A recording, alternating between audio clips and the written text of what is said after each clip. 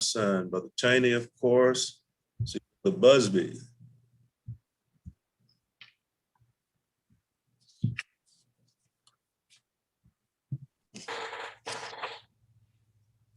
All right, brothers. Son, Brother Cheney, of course. See the Busby. Morning, brothers. Good morning. What's going on, my man? All right, brothers. I'm going to begin the recording. No, not just yet. Let's don't start the recording yet, brother. Okay. Just note we are live streaming though. I just started the live stream. That's fine. All right, brothers. I'm going to begin the recording. No, not just yet. Let's don't start the recording yet, brother. So you obviously. Just note we are live streaming though. I just started the live stream. That's Honorable Brother Stanley, good morning, brother. Good morning, Brother State Director. How are you, sir? I'm well, thank you. Thank you for joining us this morning.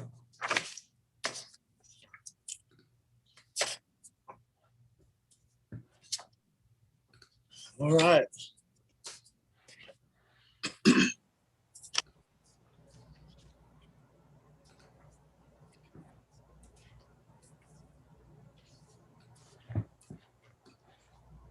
Y'all can talk. Don't be scared. We got a minute. I thought that was a very good panel the other night. I think we were impressive. Absolutely, Brother Stanley. Absolutely. All right, let's see here. I'm just going to go down with this list. Is Brother Ray? Oh, so I see Brother Ray's, Brother Lamont on. Y'all help me out as I'm going down. I don't see him. Brother Benjamin, I don't see. Brother Darrell Williams. I'm here. I heard him, but I don't. Oh, I see it now. Brother TJ Lewis.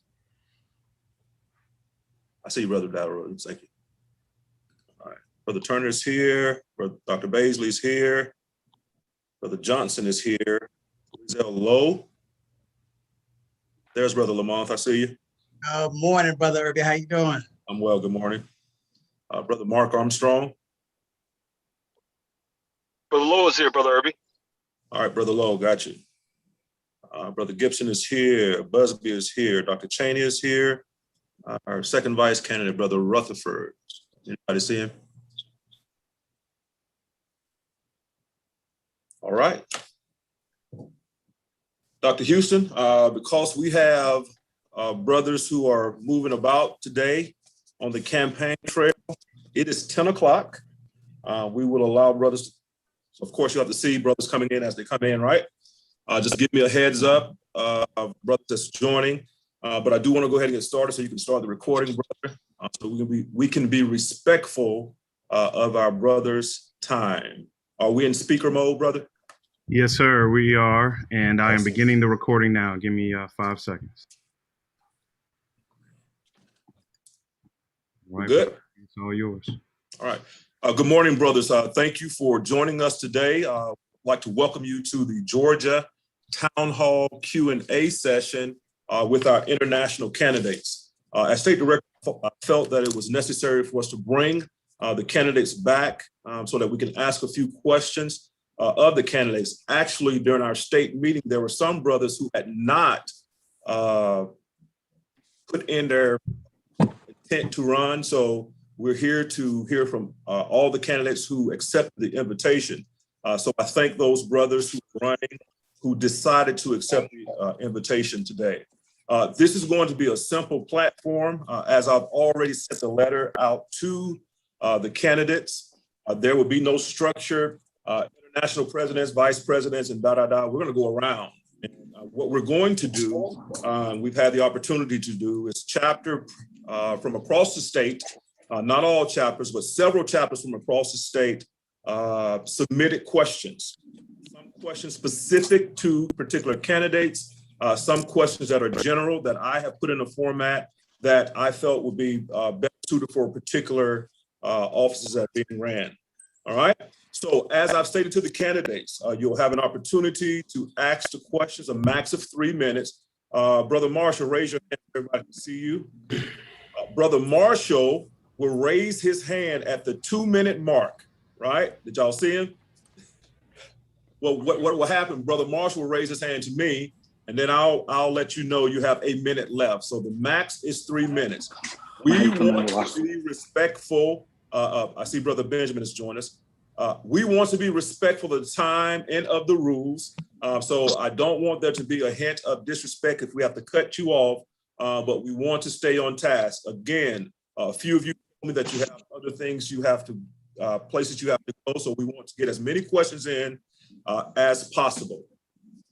So with that being said, I am going to ask the candidates, and I'll just go down my list that I already have in no particular order, but it's just the way I listed them, okay? Candidates, what I'm going to do for you, would like for you to do for the brothers who've joined us in your introductions of yourself, your name, your current chapter and location, okay? The number of years you've been in the organization, office held, that can be locally, regionally, or nationally, and the office that you're seeking. I'll do that one more time. Of course, your name, your current chapter and location, years you've served in the organization, your current office held, again, locally, statewide, regionally, or nationally, and the office that you're currently seeking. We're good with that? And we're going to start on my list. We have Brother Chris Ray. Thank you for joining us. Good morning, Brother Irby. Good morning to the brothers of Georgia. Thank you for this opportunity. Again, Brother Chris Ray, a member of Omicron Zeta Sigma chapter in Woodbridge, Virginia. Been a member of the organization for 25 years.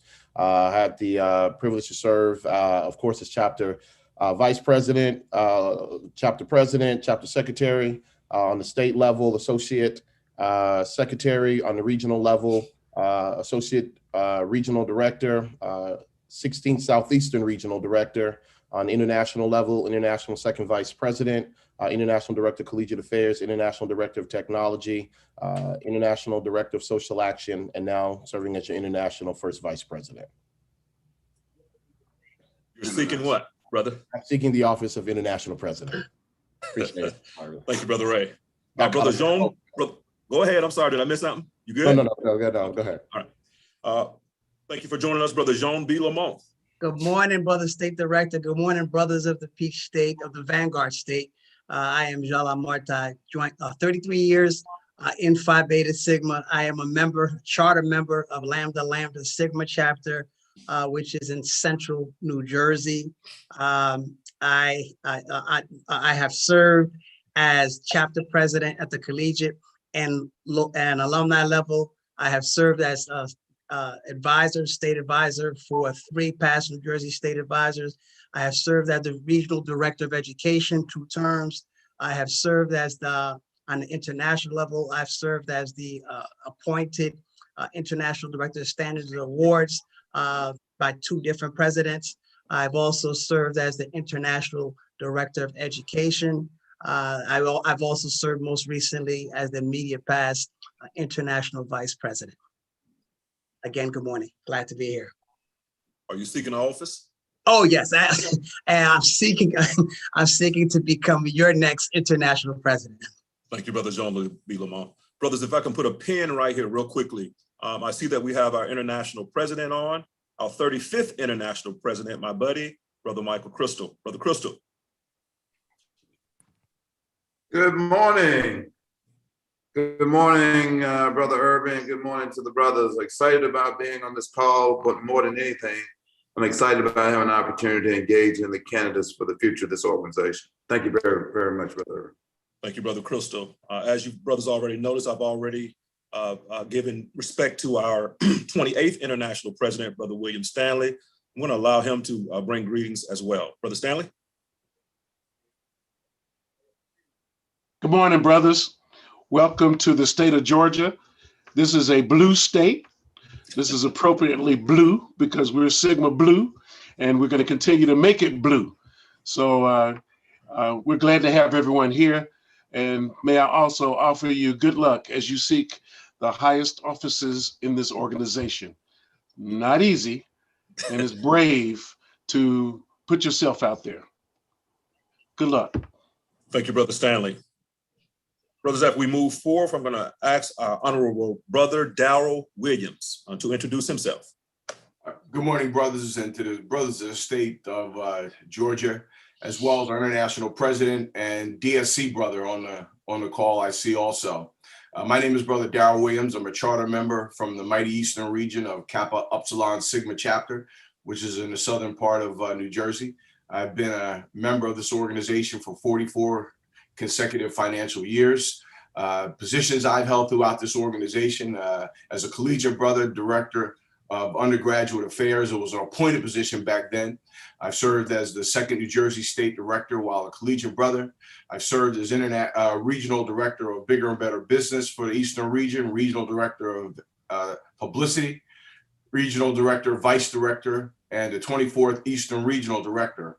I've also served as international director of social action, and I am currently an appointed position of international risk management investigator and regional risk management officer for the Eastern region. And I am seeking to be a candidate for the position of international first vice president. Thank you.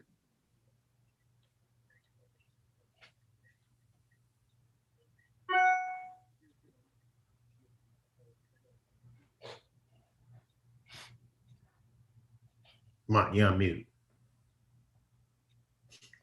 Look at me. 2 years in and we're still talking about on mute. Okay, brothers, is Honorable TJ Lewis, has he joined us yet? All right, moving right along. Brothers, we have Brother David Turner. Good morning, brothers of the state of Georgia, and thank you for having me this morning. Again, this is David Turner, currently the Great Lakes Regional Director, past positions, collegiate chapter president, alumni chapter, vice president, and president and treasurer, depending on where I've been in multiple chapters. When I was out in San Diego, also helped to reactivate that chapter, served as vice president, and then the president of the San Diego MPHC. I was initiated at University of Illinois, Epsilon Xi chapter, currently a member of the Iota Phi Sigma chapter in Chicago. In addition to being currently the regional director, I also serve as the vice chairman of the Sigma PAC and the chairman of the organizing committee for the new national nonprofit. And most brothers that know me probably know me originally as being international auditor. And today I'm seeking the position of international first vice president. Thank you for being with us today, brother. Brothers, as we move forward, we have Brother Dr. Mike Baisley. Thank you, Brother Irby. As I said, my name is Brother Dr. Michael Baisley. I hail from Phi Beta Sigma chapter in Los Angeles, California. I've been in the organization 26 and a half years. Positions held, I've been chapter director of education and social action for many, many years. I served 3 terms as the regional education director for the West, and then I served 2 terms as the social action director for the West. And then finally, I am your current sitting international director of social action, and I am seeking re-election for that position. Thank you for being with us today, brother. Brother, we're going to move forward to Brother Malwan Johnson. Good evening, brothers, and good evening, Brother Irby, and all the brothers of the great state of Georgia. My name is Brother Malwan Johnson. I've been in Sigma for over 21 years. I come to you today via the Epsilon Nu Sigma chapter in Baltimore County, Maryland. I was made in the Theta Omicron chapter at Towson University, where I served as a chapter president, chapter program director, and also the president of the MPHC. For Epsilon Nu Sigma chapter, I was the first vice president. I'm also the collegiate advisor for the Theta Omicron chapter and the Zeta Epsilon chapter. Also served as the financial secretary, as well as the media and technology chair. I am currently the Eastern Region Social Action Director, and I am the immediate past state director for the great state of Maryland. and I am seeking to be your next International Social Action Director. Thank you. Thank you for being with us this morning, Brother Johnson. We're going to move forward to Brother Lizelle Lowe.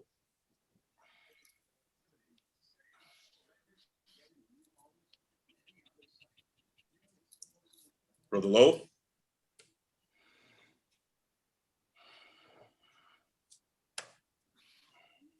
All right, brothers, do we have Brother Mark Armstrong on the call? Yes, I am here. Brother Mark Armstrong, welcome, brother. Thank you. And thank you for the invitation.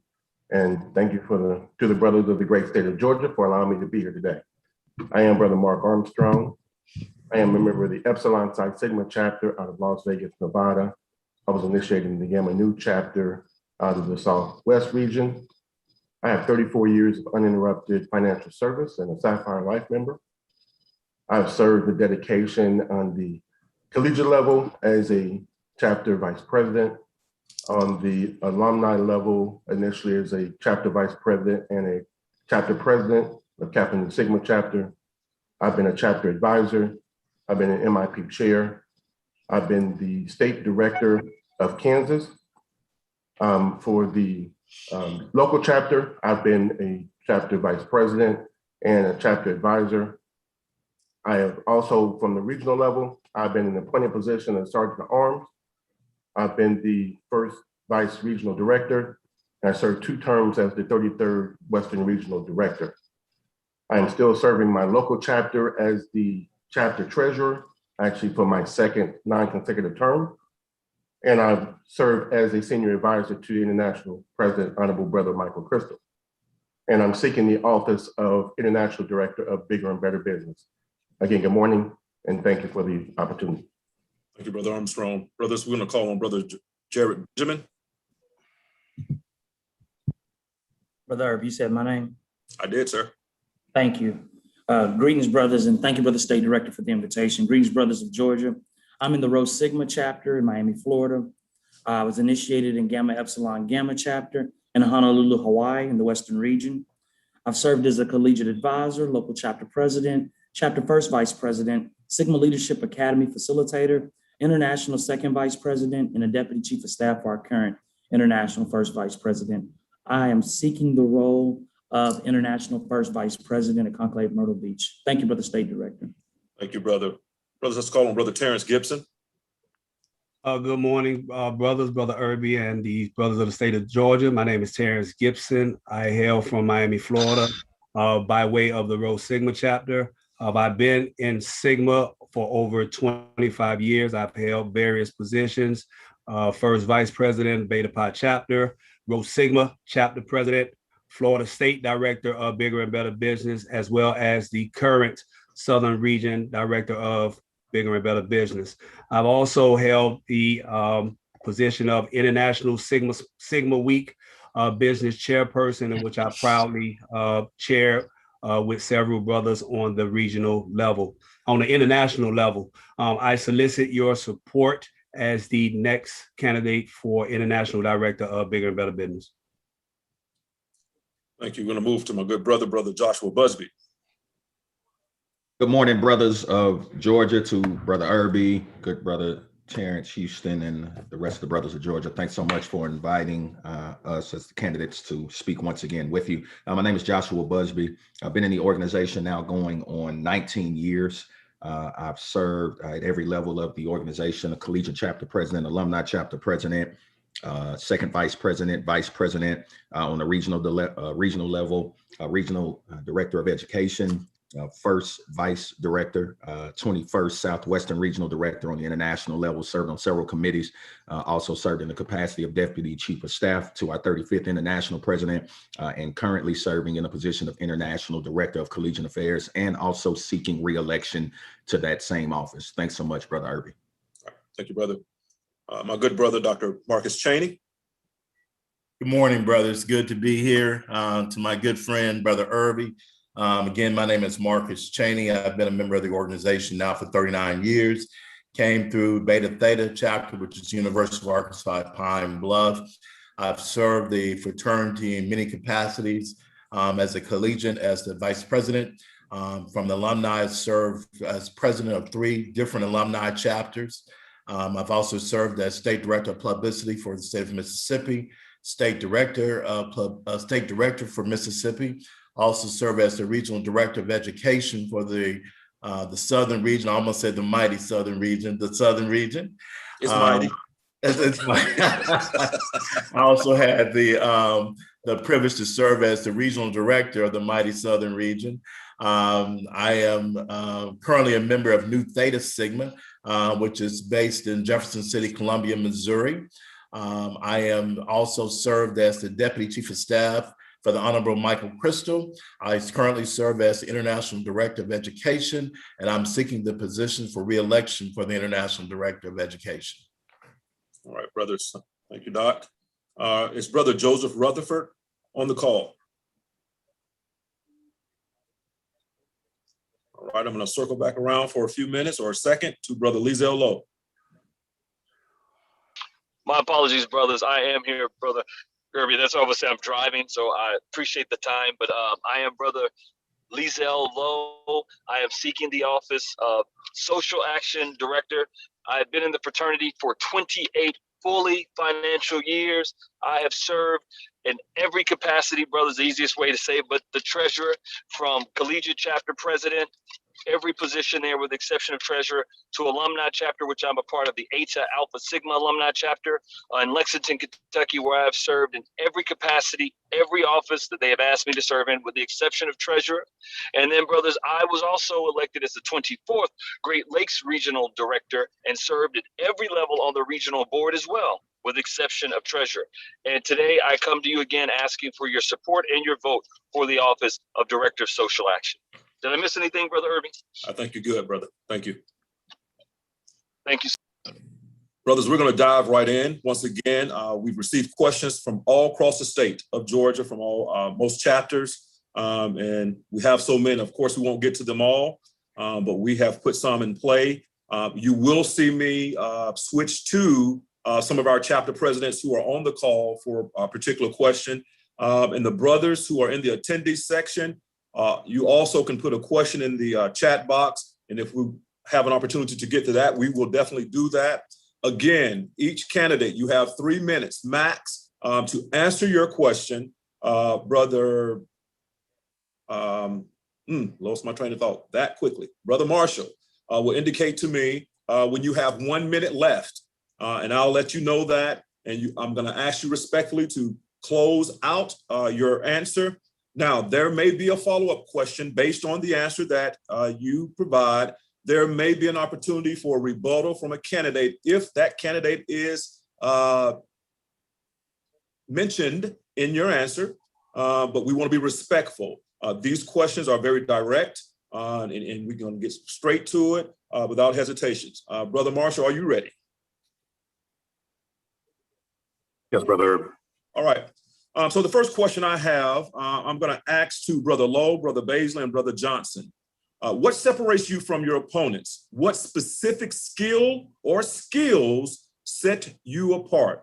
Brother Lowe. Thank you for that question, good brothers of the state of Georgia. Simply put, brothers, as I've said in my platform before, I come prepared with a plan, and my plan is simple yet impactful. Brothers, I have served in every level of the fraternity for 28 years, and I think that sets me apart with leadership. Being a regional director, being a chapter president, and I forgot to mention that I was the state director of the Commonwealth of Kentucky, separates me immediately. But I've also served, and I didn't mention this, I do apologize, as the current Deputy Chief of Staff to the Honorable Brother Michael E. Crystal. That's, again, leadership. But also I have a plan. So what my plan does, brothers, it's not a plan of hope. It's not a plan of what we could have did. It's not a plan of even what we should have did. It's a plan of action. My plan is proven, it's sizable, but it's measurable. It's not hope and dreams. It's not MOUs. It's not, we're going to do this. The difference is that I've been able to lead throughout 28 years in the fraternity, always showing not only action, but key results. growing the Great Lakes region from the 5th largest in membership to the 3rd largest, growing the Great Lakes region in PIAs, which is programming, brothers, from number 6 to number 1 under my leadership. I would not be in the positions, and oh, by the way, I have served 3 previous presidents, including the Honorable Brother Michael E. Crystal, Brother Arthur Thomas. So, brothers, when you begin to look at the difference between Brother Lowe and the other candidates, although I think my brothers are good and they have good intentions, they've had a chance to do it over the last 2 years, and they haven't. But my background shows that if I'm put in the position, 1 minute, sir. if I'm put in the position, that I will deliver. And the programs and the plan is extremely beneficial to not only the fraternity, but our community. Thank you, Brother Irby, for the question. Thank you, Brother Lowe. Brother Dr. Baisley.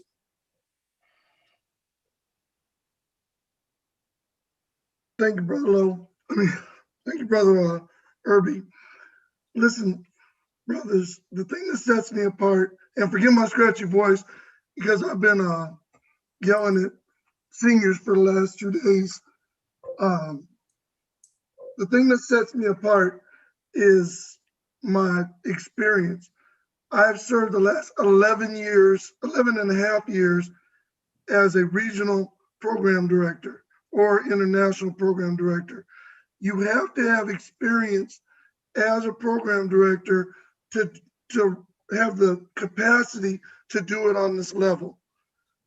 Also, my background is in leadership. I have a doctorate in organizational leadership. I have the capacity and the infrastructure to lead at an organizational level. It's not just about coming in and taking a position, it's about having the skills. But I think the biggest thing that sets me apart is my ability to inspire, motivate, and galvanize brothers towards performance. I don't come in very directive. I give brothers the general parameters of what we're doing, but I allow brothers to use their skills. We're all college educated, and so I allow brothers to use their ingenuity skills. You guys did blue boots on the ground in Georgia. I mean, who knows Georgia better than Georgia? So I've always allowed people to do their thing. So I allow that. I also lead from the front. Anything I ask anybody to do, I do it at a higher level than I ask to set the example. So that's pretty much what sets me apart is tenure in doing program directing, 1 minute, sir. experience with the position, with the discipline, ability to motivate and galvanize, and then the trust and faith in brothers to perform and just be there to support. So that's what sets me apart. Thank you. Thank you, brother. Brother Malwan Johnson.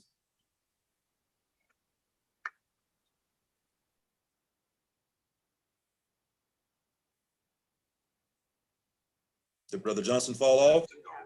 Oh, there he is. Me, sorry about that. But brothers, I think social action, being the heartbeat of fraternity, definitely needs a leader that's strong and being willing to galvanize the brothers behind a vision and be able to be executed through effective programming and sound messaging. And I think that if you listen to all three of us, I'm the only one that has a vision, not just a plan. And my vision for social action is for us to be socially conscious, community-focused brothers that will lead and be a voice of change for equality, equity, and justice. I think it's just not enough for us just to have a participatory mindset. We need to make sure that we're innovative and adaptive and agile in our thinking.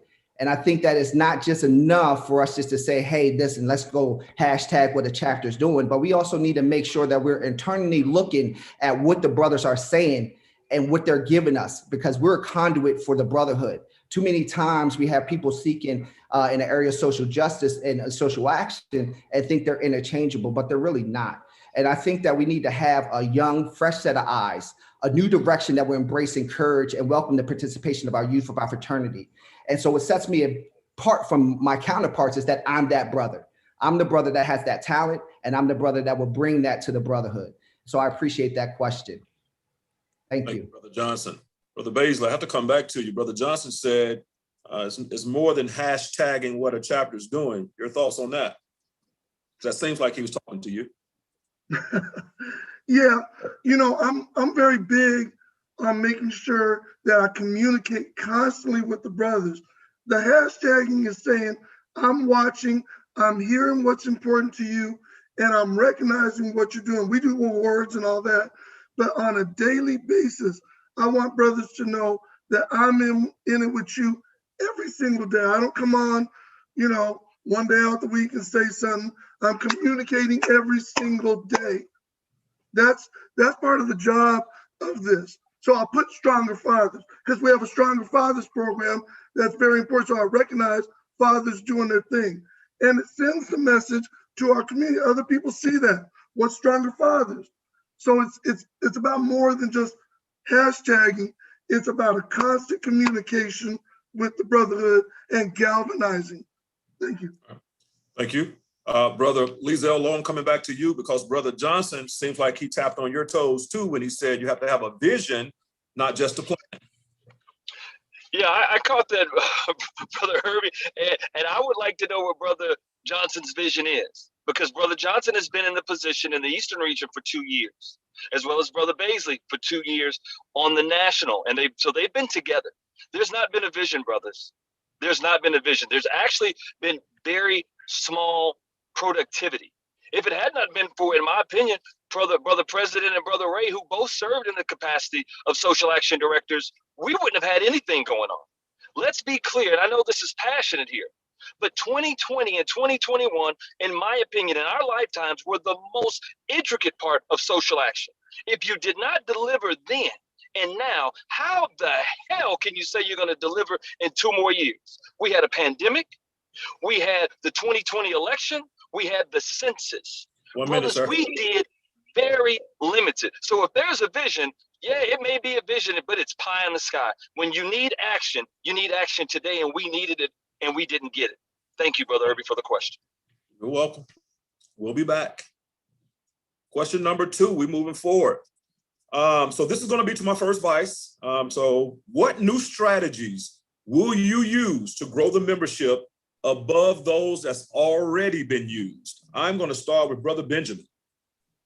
Thank you, Brother State Director, for the question. So as I look at our membership retention and also the transfer rate from our collegiates to our alumni ranks, we realize there's a gap in the collegiates coming into our alumni chapters. And so some of our chapters have built a tradition or internal policy in their constitution and bylaws, which waive dues for the first year. Some do it for 2 years, some prorate the dues. But I believe there needs to be some constitutional revision at the highest levels of the fraternity, where we allow our collegiate members to enter into our alumni chapters for the first year at no chapter dues. And I realize that could cause a financial hardship to some of our chapters. So I offer my talents in grant writings. I've wrote $37.2 million in federal grants that have been awarded. Right now, I've only had 1 grant not be awarded in my higher education career. And so I offer those talents to the fraternity, where I'll write grants and build a structure under the Think Big platform that will allow chapters to receive grant funding to offset the collegiate matriculation into their chapters. That will grow our chapters exponentially and grow them in a fast way. Additionally, I believe that brothers need an entry into workforce, not just collegiate brothers, but also alumni brothers that are not in their workplace of entrance. As an apprenticeship director and a seasoned professional in understanding the apprenticeship and workforce entry strategies, I want to bring a workforce pathway to our fraternity brothers and our fraternity men so they continue to increase their earnings and continue to be an investor in our fraternity, which would allow them to grow their membership and continue to be invested and allow us to have dues-paying members that remain committed, Brother Irby. Thank you for the question. Brother Benjamin, thank you. You were speed walking there. Can you give us top 3 things? Because I couldn't catch up. I don't know if no problem at all. I'll restate them, brother. No, don't restate the whole thing. Just no, I won't. Top 3. I'll build a structure so that collegiates can be able to get their first year in their alumni chapter at no chapter dues. I will offer my talents as a grant writer to the fraternity and seek out grant opportunities to provide offset for the dues to our alumni chapters. And then the last thing is build a workforce pathway so that brothers can continue to increase their earnings so they remain invested in the fraternity, Brother Irby. Got it. Appreciate you, brother. Brother Turner. No problem at all. Good morning. Yeah, I appreciate that question. So I'll start with one of the things that I always tell folks is one of the things I love about auditing, what auditing has taught me is not about getting the right number, but about looking at the process and getting the right processes that give you the right answer. And so a couple of things that I will do that we have not done before. One, I'm going to look at or continue working on already of integrating our 3 entities that are important. We've never before had the fraternity, the associated nonprofit, and now the PAC working actually hand in hand, each taking their kind of role in moving the entire mission forward. I'm glad to say that I've been on the ground floor of organizing both of those, organizing that relationship so that as we move forward, we have that in place. So as we move forward on social action initiatives, as we move forward on our funding to our programs, all those things that allow us to have a bigger presence in our communities. Those are that's one of the things we're going to do. Second, the other thing I'm going to do is look at our collegiate expansion. One of the things we've never done before is we've never actually looked out at where we need to be. We've never been strategic about collegiate chapters. I see President Crystal on the line. When Kroger's looking to place a store, they look at the demographics of the location. They look at the logistics, right? They look forward, where should we be? And one of the things we've learned I've learned as RD over this last few years is, we're not growing in the areas where we used to be big. But what we do have, we don't have the same density of HBCUs, so forth, as the Southern region. But what we do have is a lot of D2, D3 schools, private schools that have a lot of money. They're looking for diversity. And we've been able to put plans in place, even funding from those schools to put charters in place and to fund our chapter operations from their budgets for the next 5 years to ensure that we have a strong chapter going forward. So those are 2 things I'm going to do. One, have that infrastructure together for the benefit of the entire fraternity. And then 2, we're going to look strategically, not just responsively, but where do we need to grow? And then how do we grow in those areas? Thank you, good brother. We're going to call on Honorable Brother Darrell Turner. Excuse me, wrong, Williams.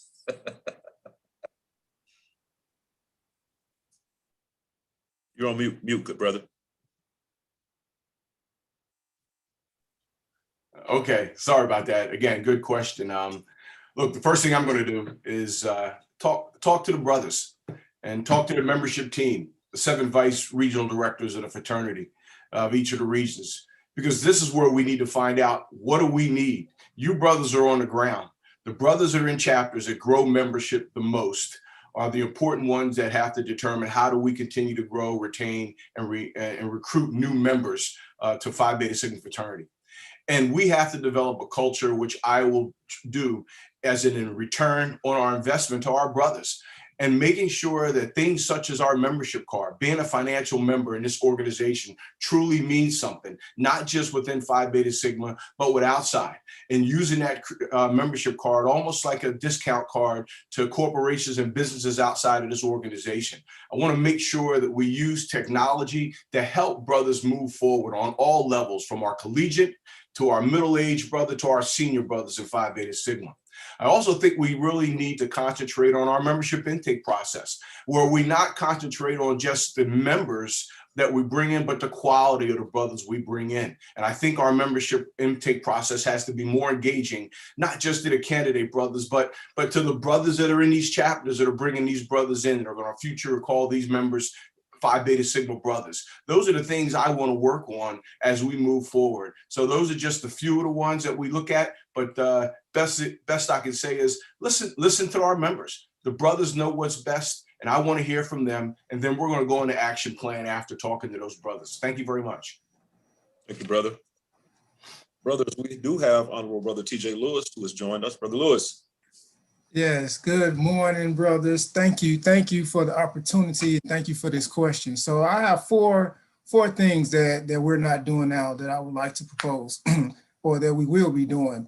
So first thing is we want to make sure we actually establish a national marketing strategy using social media, billboards, and televisions. right? Because what we can do, especially in the social media realm, is look at the demographics, use the data that's already being generated in that space, in that realm, and we need to strategically market our fraternity to those people. If you just think about it, when you go out and you do a search for a coffee mug and you purchase that online, now when you're on Facebook, when you're on Instagram, when you're on all these different platforms, when you just open up your web browser, you now see all these advertisements for coffee mugs. We can do that type of thing within Sigma and marketing ourselves to the correct demographics. The Sigma app, I've been talking for this whole campaign that we need to bring our Sigma app internal. We need to develop our own Sigma app and use the blueprint as the authoritative source for sign up. With that Sigma app, we can provide networking resources, tips, and examples. We can provide access to the Sigma link and to the Blue link. So we have everything coming to a single source of communication. The third thing is Share a Skill Day. As we look at how we're going to brand and connect brothers through our networking opportunities as we are driven to 2025, we're going to allow brothers to come and share a skill day and have our Sigma Talk series. And we can use the members value proposition. It offers the Blue Link career fields, our membership. We can use our international programs, Sigma Beta Club, mentoring.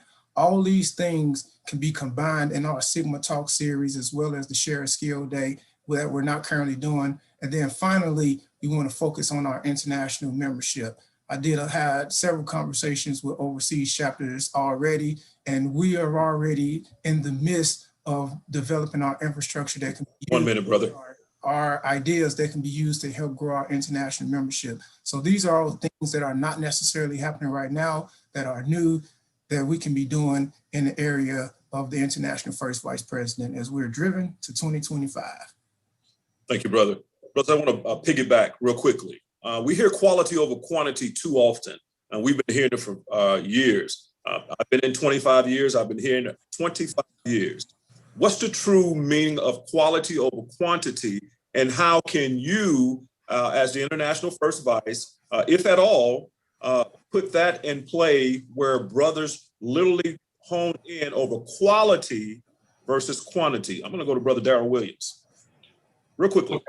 Look, I use that term because I think it's very valuable to this organization, because we are currently and have been a membership-driven organization, and we need to develop avenues that we are no longer going to be dependent strictly on membership dues to create revenue for this organization. So when I talk about the quality of the brother, I believe it's providing our members with information as to how we go out and identify, not just on our collegiate ranks, which is very important because they're the future of this organization, but also on our alumni levels. How do we identify quality brothers? And I truly believe that at this level as vice president, we should be providing the resources and the tools to you brothers, but you brothers on the ground are to identify those brothers that you truly believe, not just your friends and not just your neighbors, but brothers in your community and your workforce that you believe and can look at and have seen over time that they've demonstrated that they possess the tools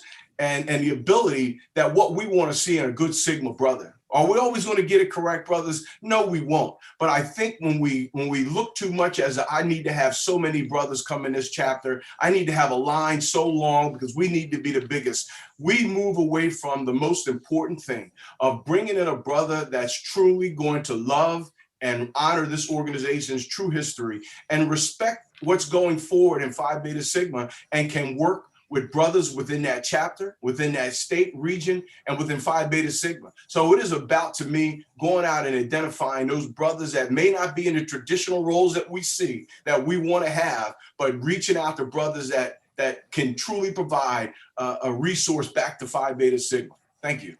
Thank you, brother. Give me a minute on that one, Brother Marks. I forgot to tell you. Brother Darrell Williams just preached in. Brother Lewis? Yeah, so this is an interesting question, right? I don't necessarily wholly subscribe to the quality over quantity statement, mainly because I have one prominent chapter that was in my region, and they were going over to this quality standpoint. And they were a chapter that had 37 people in it at one point. And then when they moved to this quality strategy, they dropped down to 11 members. The influence that you have when you drop from 37 to 11 drops. The benefit that you provide to the fraternity when you drop from 37 to 11 drops. And so just imagine if that chapter was already at 11 and they subscribe to this quality. There, in our current day, in the brothers, the prospects that are now becoming members of institutions or for higher learning, there's not the same quality of people that we're getting in our universities and schools right now today. So sometimes Sigma has to offer that person something. And that's kind of where I'm at. What are the values that Phi Beta Sigma? Thank you, brother. Thank you, brother. Thank you. Brother Benjamin, 1 minute. Thank you so much.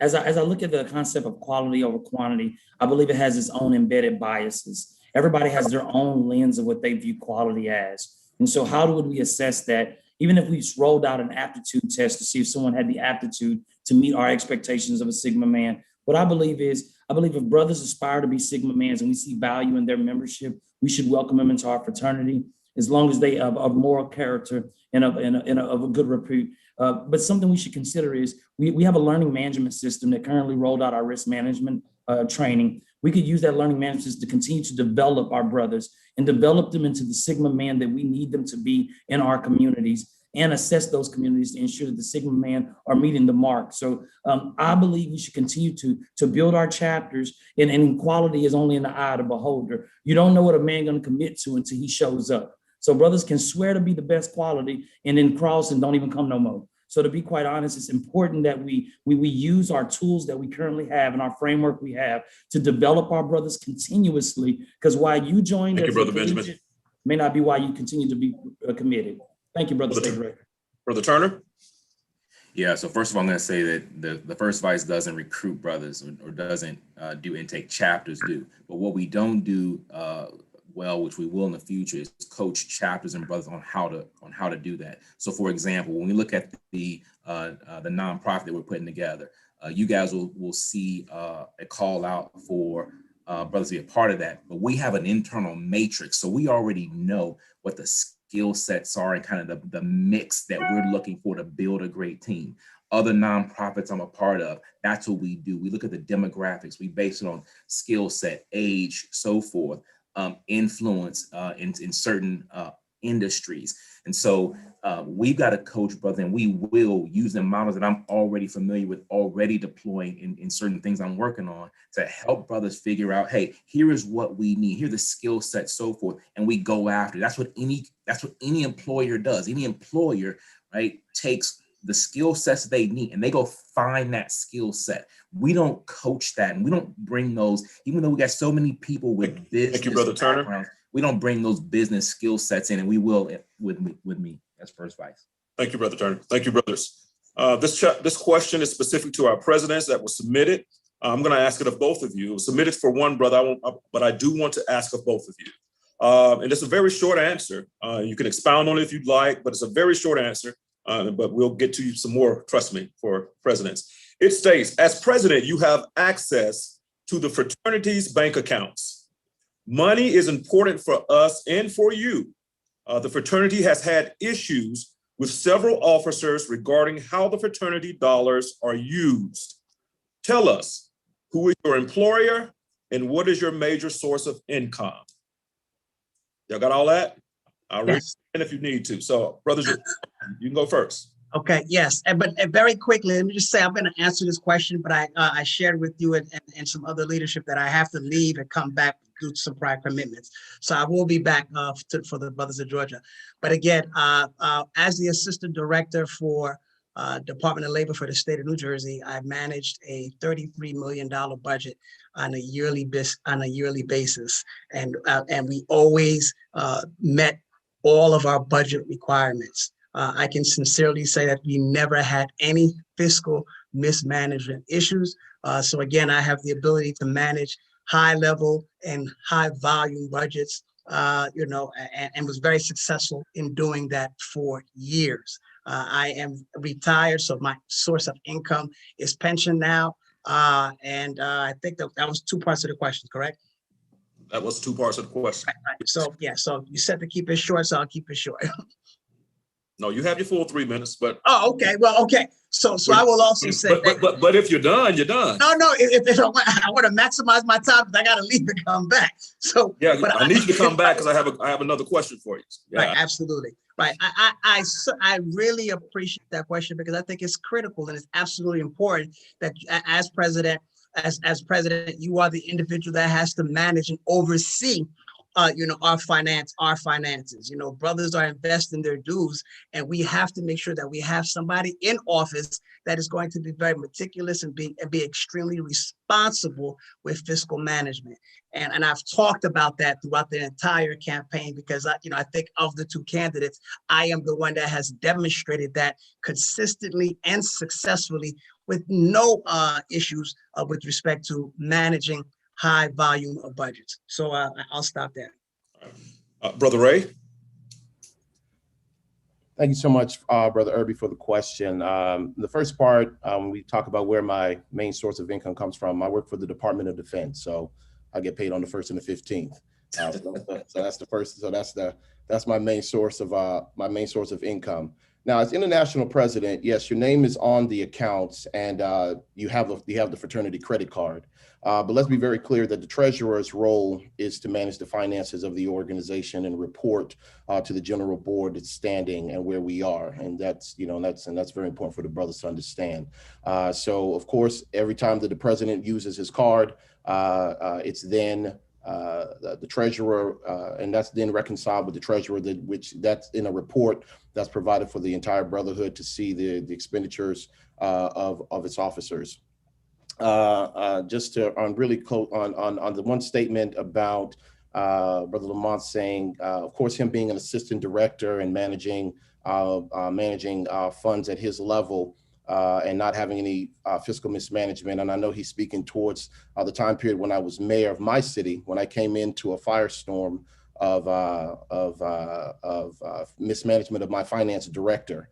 And of course, coming in and cleaning that up. And that's one of the pieces that he doesn't really talk through or mentions. Now, as a military officer, as an individual who's been the mayor of a city, as an individual who was sat in multiple organizations and had the responsibility of managing millions of dollars at different levels of my career, it's very important that the brothers know that when you are at the top of the food chain and not in the middle of the food chain, all things roll uphill whenever you're the guy, right? But I think what's important is that the brothers understand that do you have the skill set to navigate your organization through those challenges? And I think that's the difference here, is that I bring to the table the ability to navigate through difficult times, whether it's taking my individuals to war and managing our resources and managing people, or taking over a city where there was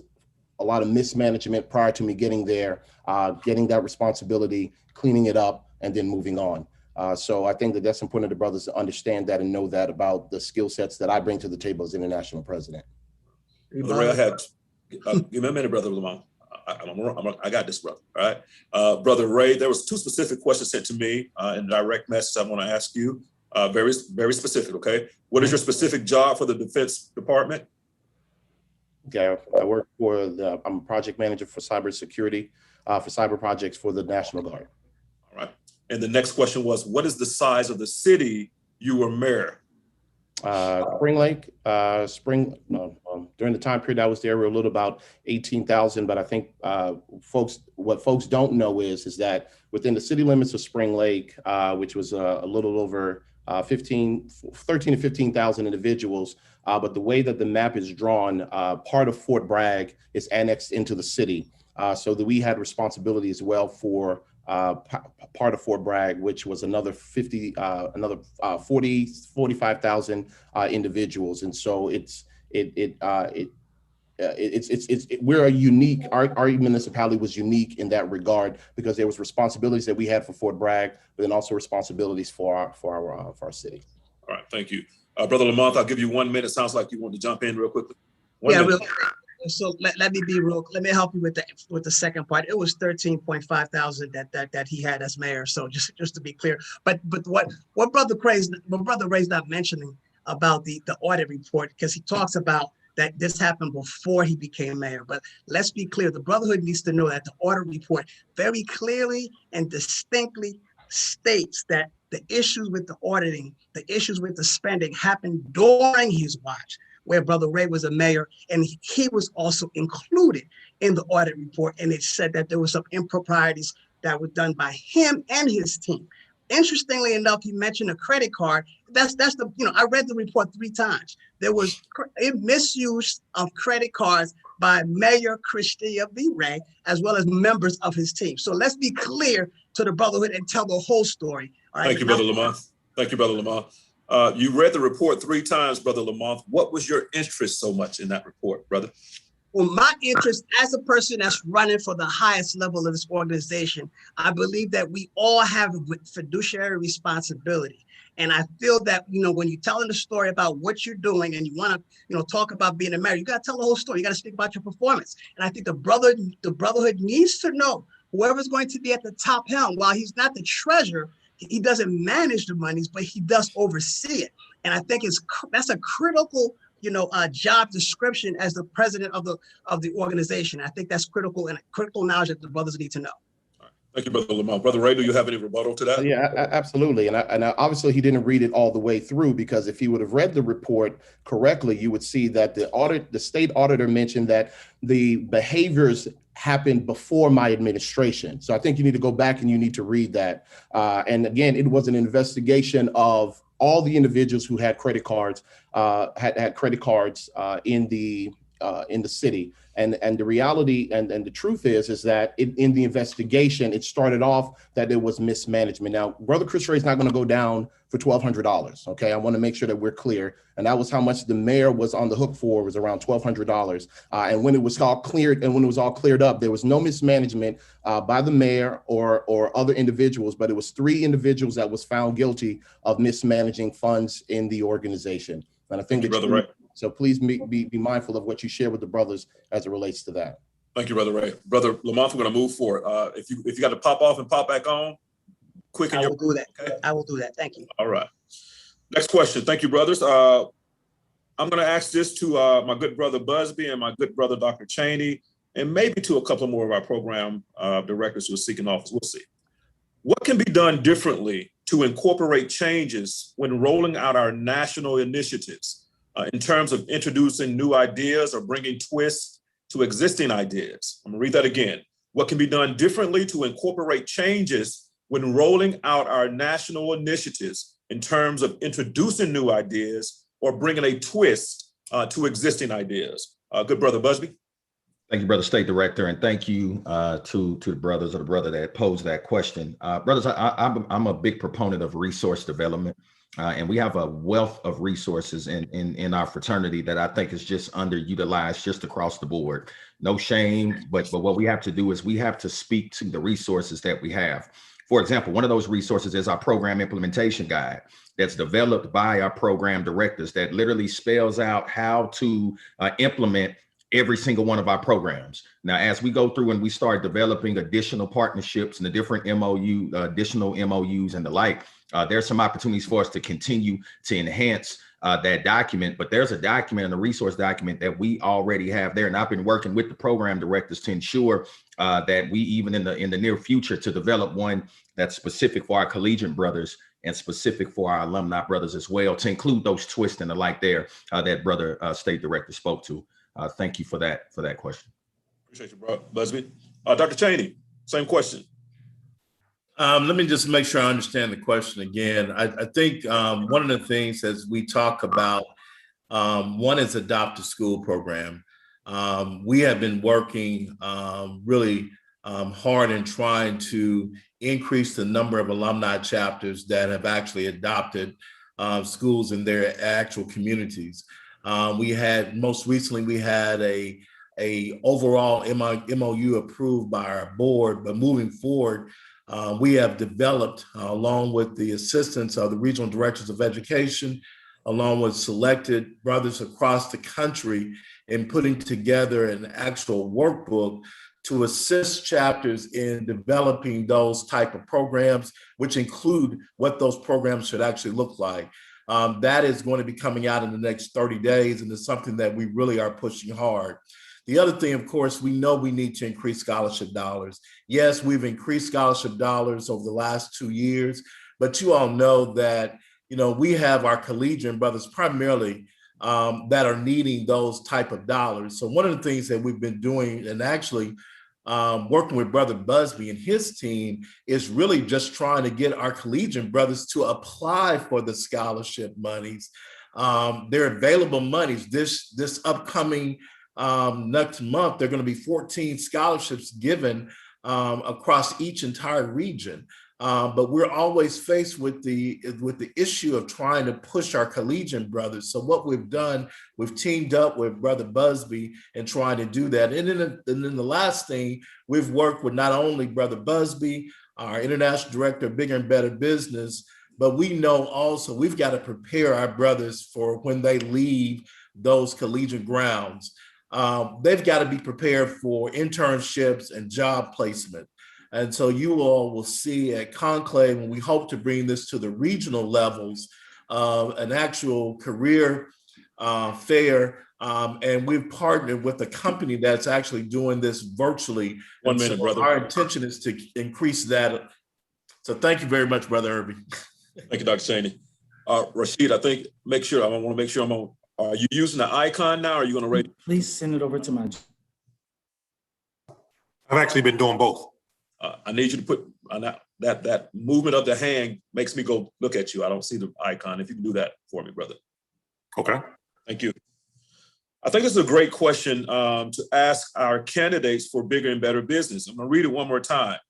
What can be done differently to incorporate changes when rolling out our national initiatives in terms of introducing new ideas or bringing a twist to existing ideas? Brother Armstrong. Can you hear me? Yes. Brother Irby, thank you for the question. There's a couple that come to mind that would be part of my platform in reference to, first, let's talk about our MOUs. The MOUs that we establish with businesses, it needs to be enhanced to where there is a benefit for both sides. We need to ensure that those businesses share strategic vision that we also share in terms of supporting our collegiates. I think from a bigger and better business standpoint, that's something that we really need to put a firmer grasp on.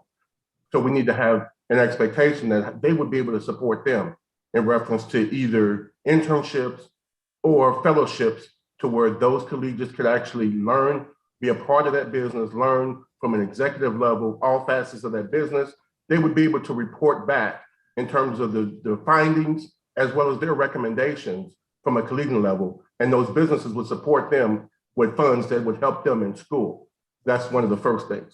The second thing is I think of in reference to our credit union, to where we need to actually supply more emphasis on that. Most credit unions, they will also give you a certain deal if you maintain a certain balance in there.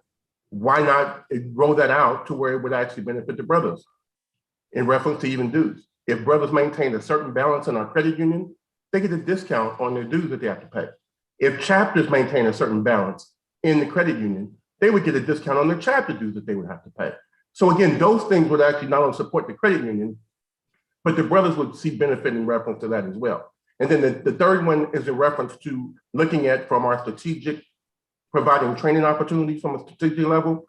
We need to make sure that we focus on not only the Sigma Betas, not only the collegiates, not only the alumni, but we need to also focus on those minority-owned businesses. So we actually help them, give them the training that they need so they can become more solvent. In particular, like for an idea in reference to the pandemic. 1 minute, sir. Make sure that if they have a brick and mortar station, that they also go online so they can still maintain their business and still maintain their dollar. And we would actually support those businesses by doing that. So again, those are some of the ideas that I would say that would actually be strategic in helping develop bigger and better business. Thank you. Thank you. Brother Gibson. Brother Irby, to answer your question, there are two approaches to this. One, you have to have effective communication from the international level, regional level on down to your state and local levels. Tapping into the various resources. Tapping into the various resources that you have across your regions. For one, while I've been a part of the International Bigger and Better Business team, we have captivated various programs that has taken our bigger and better business programs to the next level. Our Adopt a Business program. From there, brothers reached out and incorporated various other aspects to help enhance our Adopt a Business program. And now it has turned into what we call the Black Spin Initiative. That initiative came about when all of the regional directors of Bigger and Better Business came together. So that's why I stated that communication is the key. The next part is educating the brothers. Once we have educated the brothers in the areas of Bigger and Better Business, brothers will be able to know what to expect bigger and better business activities to look like and what they feel like, and brothers will be able to implement those bigger and better business activities. And that's when you have the creativity to enhance the bigger and better business arena. So those are the two areas in which that will assist us in changing the narrative within bigger and better business: communication and education. Thank you. Thank you, brother. I'm going to put a pin right here. We have a collegiate on the line, Brother Milton. Do you have questions for our international candidate for collegiate affairs and or our international director of education? Yes, sir. I do have a question. What are your main targets for collegiates, and what strategy did you use to develop them? Brother Busby? Okay, thank you. Thank you, Brother Milton. Great question. And so our target coming into 2019 was one, to assess the collegiate experience.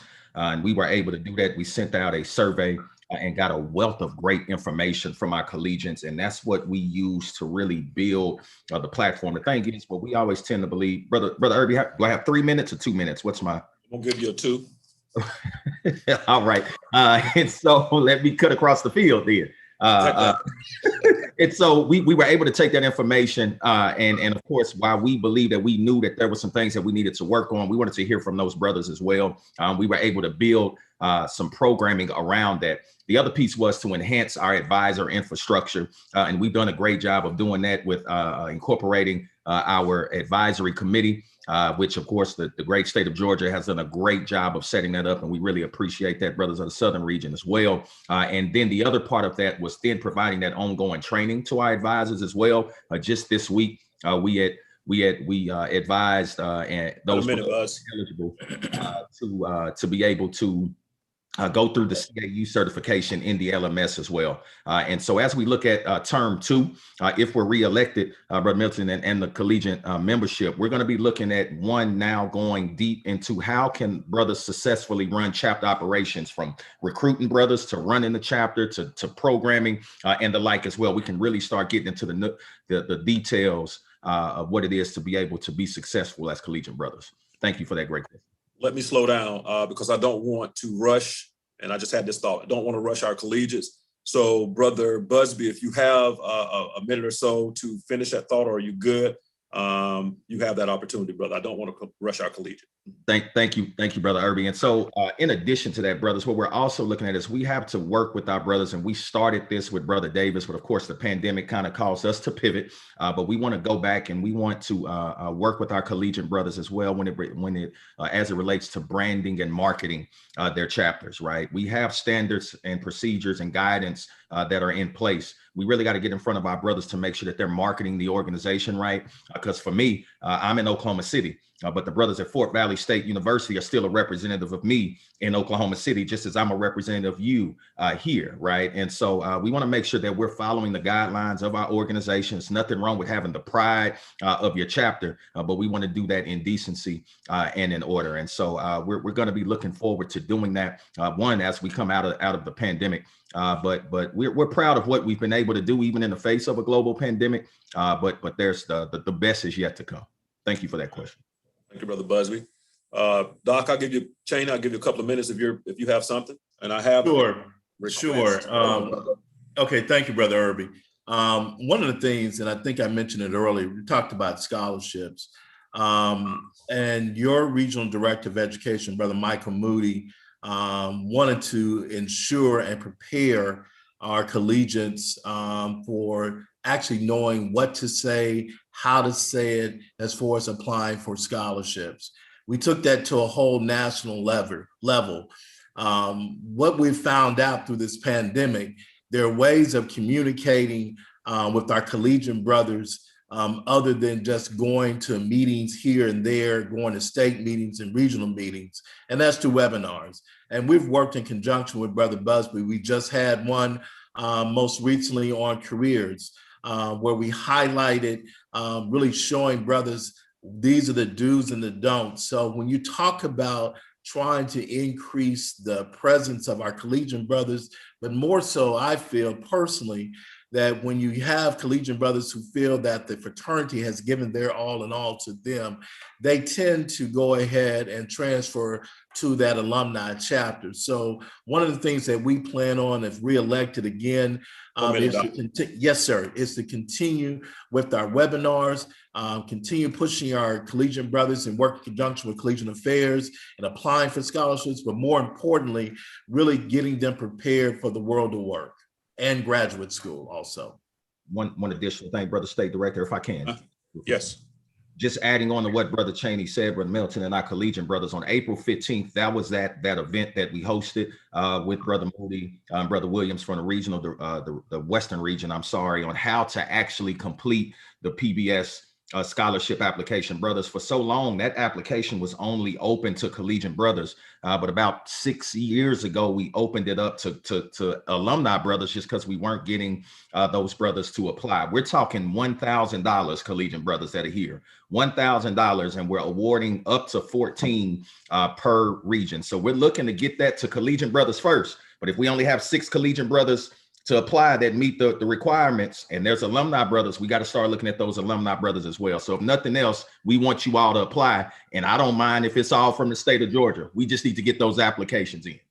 That's correct. And also, Brother Irby, we're going to have that super scholar that's going to receive $2,000, and that will be the top scholar of all of our regions. So you will have one brother that will receive $2,000 on top of the 14 $1,000 scholarships. Excellent. Thank you.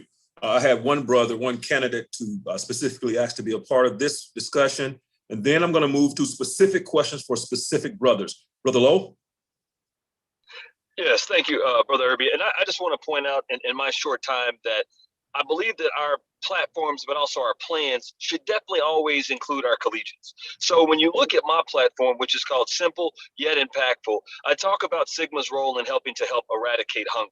I'm specifically talking about utilizing our collegiate chapters, because that's where the programmatic thrust should be on our collegiate campuses. Utilizing those collegiate chapters to host 2 major programs. One, which would be Collegiate Sleep Out for the Homeless, Sigma Sleep Out for the Homeless. Us and the alumni chapters supporting that. But could you imagine, young brothers, every collegiate chapter across our country doing one program one time a year at the exact same time? What sizable and measurable impact that would have. That shows that we're all strengthened together, but it's moving us in a direction. And the second one would be an ice cream social, where we would either talk about social justice and equity that we would cascade down from the international level all the way down to the collegiate level about, or it could be around something as simple as dating and date rape, but and partnering with our local officials there, but being able to have specific programs that target our collegiates, and not just saying collegiates, we'll just do all the programs that everyone else does. No, we need to make sure that we're measuring and having sizable impacts for those collegiate chapters all across the country. And my platform, brothers, speaks directly to that. Thank you, Brother Irby. Thank you, brother. All right, brothers, we're going to go into some specific questions here. Be respectful. We're being respectful, but we're going to be very direct and want you to be authentic to the questions. This question is for Brother Baisley. Brother Baisley, Georgia's Blue Boots on the Ground initiative that was put in place had a great impact. It has been stated that you have mentioned in other regions that was one of your initiatives. Can you please expound on that? Never would I claim credit for what you, Brother Blackman, and the brothers in Georgia did. Never. Okay. Simultaneously, while you were doing Blue Boots on the Ground, the D9 Directors of Social Action did a campaign, and Brother Irby, you remember with the billboards and the barbershop that Brother Stanley participated in, and we had radio ads. So we had six digital billboards. We had a barbershop with Brother Stanley talking about the issues, and then radio ads across the thing. And that was provided by the D9, so Omega, Kappa, Alpha, and us. You guys did singular work. I would never claim credit for that because that was all y'all. I'm here in a support role to that. And I don't even believe I've mentioned, I don't know where that would come from, but I haven't even mentioned Blue Boots on the Ground. But kudos to you guys for an amazing program, and all credit due to y'all. All right. Brother Turner, don't leave just yet. I have a question for you. I see you, I'll give you, but Brother Lowe, communication is 85, 87% nonverbal. And you just spoke volumes with your face, Brother Lowe.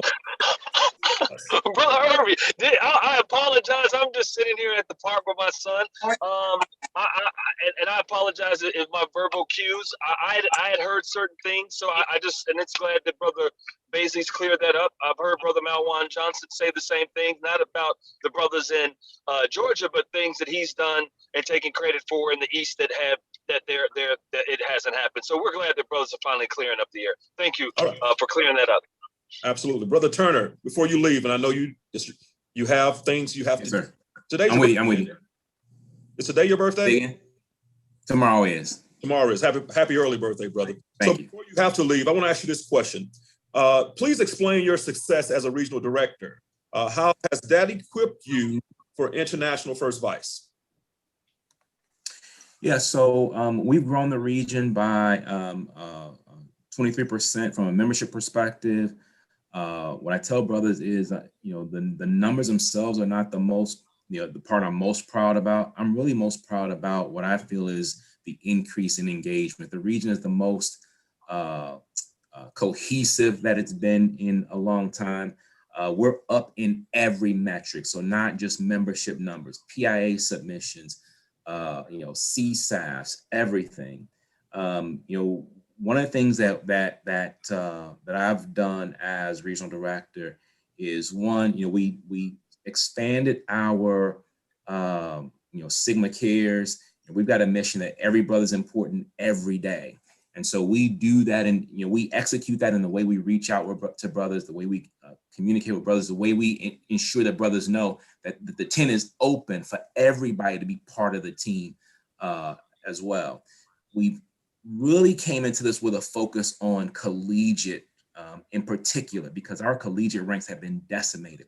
We've grown the collegiate ranks from 33 active chapters to now we're sitting at 42 active collegiate financial chapters with 2 collegiate chapters in pre-charter intake right now. So we expect to end this year really with about 45 collegiate chapters. We were off a little bit because of the pandemic. Some of the chapters that we had, graduations, so forth, that we weren't able to offset with intake. So that's what we expect will end. But we've been very deliberate in, everybody's part of the team. We've been with our university partners. We sit down with them up front, whether it's a reactivation, a charter, what have you. And we talk about not just getting back or getting there. We talk about the next 5 to 10 years. And we actually have sustainability plans with our partners.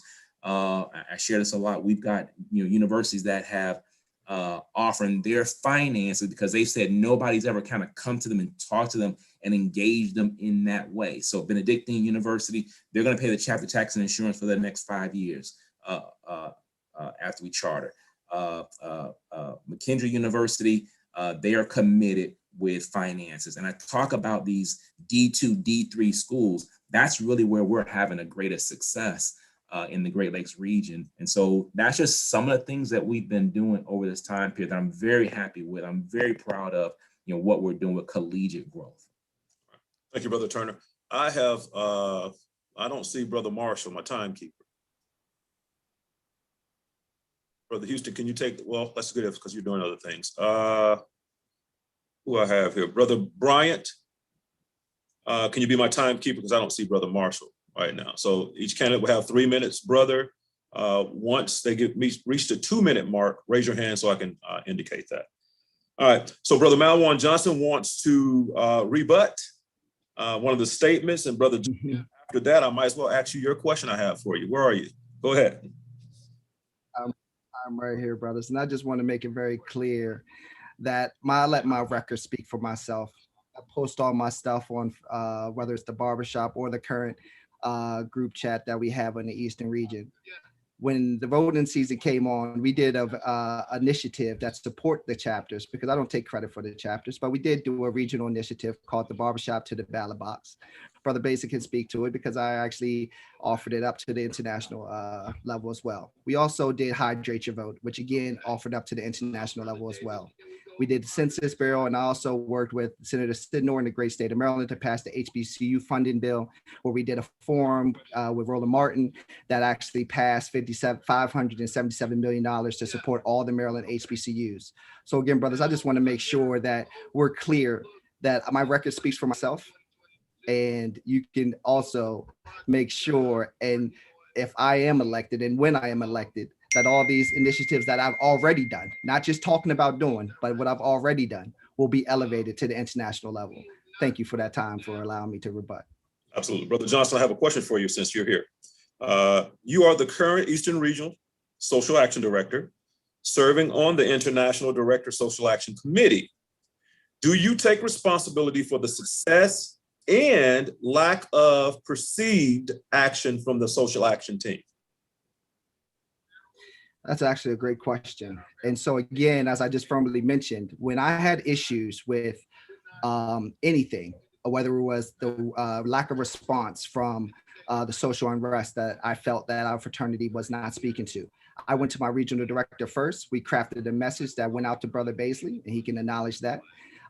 And I made that known. Any issue that I've had, whether it was our lack of response that I felt that the international board had with our sickle cell partnership, I expressed that to Brother Baisley. So from the regional standpoint, I take full credit for whatever lack of that we didn't do. But I felt like we met every metric that I did and I campaigned on from a regional standpoint. We've done 14 Living Well Brother to Brother speaker series. That was a service to the Brotherhood. I released 12 monthly social awareness videos. That was a service to the Brotherhood, something that I campaigned on and executed. Both of those things. I felt that, and again, understanding that with social action being a heartbeat of a fraternity, we also need to make sure that we're agile in our approach. So with the pandemic and the social unrest, I felt that the brothers were taking on a lot from their family, fraternity, and careers. I saw that, I felt that. And so I developed the regional mental health committee to give brothers that safe space, where we've already done 4 programs around that. One individually for collegians as well, because I think they're important and they need to have a seat at the table. So I work with our social regional director on that. And we also did, again, we release monthly, weekly tips for mental health, and we continually to do that because, again, the pandemic's not over. And I think that that's just giving the brothers a good sense of, providing a safe space so they can talk about their issues, as well as giving them the words of encouragement throughout the time that they're going through now. So again, I let my record speak for myself, good brothers. Appreciate that question. Thank you. Thank you, brother. Brother Baisley, I see your hand. Yes, sir. So to just clear the record about not being responsive, Brother Johnson's been over sickle cell for like 3 to 4 years. So he's also impugning Chris Ray for his lack of performance in raising money. I got him a co-coordinator. And when he came to me and said, I'm not getting enough support, I personally got in and helped double up what they had raised thus far.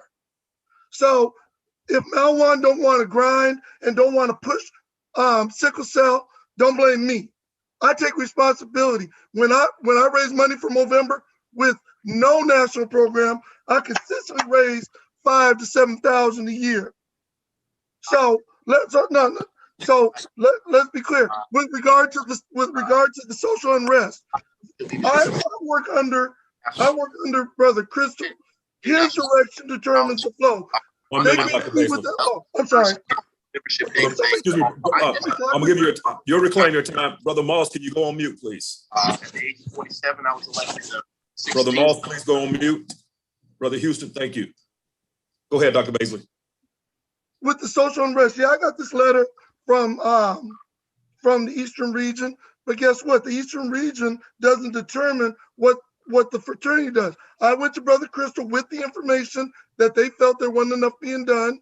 And he said, hey, we're doing it through Sigma Beta. We're doing it through our partnership with the Urban League and the NAACP. I said, hey, I'm gonna be a harmonious board. I'm not trying to be a maverick and a rebel all week. I said, let's do what we can do. Brothers were already out in those spaces doing things. I was out protesting. We all were out protesting. So thank you, Dr. Baisley. Thank you, Dr. Baisley. Your passion coming out. You've clapped twice today. Can I just read? Whoa. Let me handle it. Can I? Let me handle this, Brother Johnson. Let me handle this. Brother Lowe. Wow. What we see there, brothers, in this short time is a committee that wasn't focused and then we're not streamlined. We see that Brother Johnson sat on the committee along with Brother Baisley, and they just didn't perform, either one of them.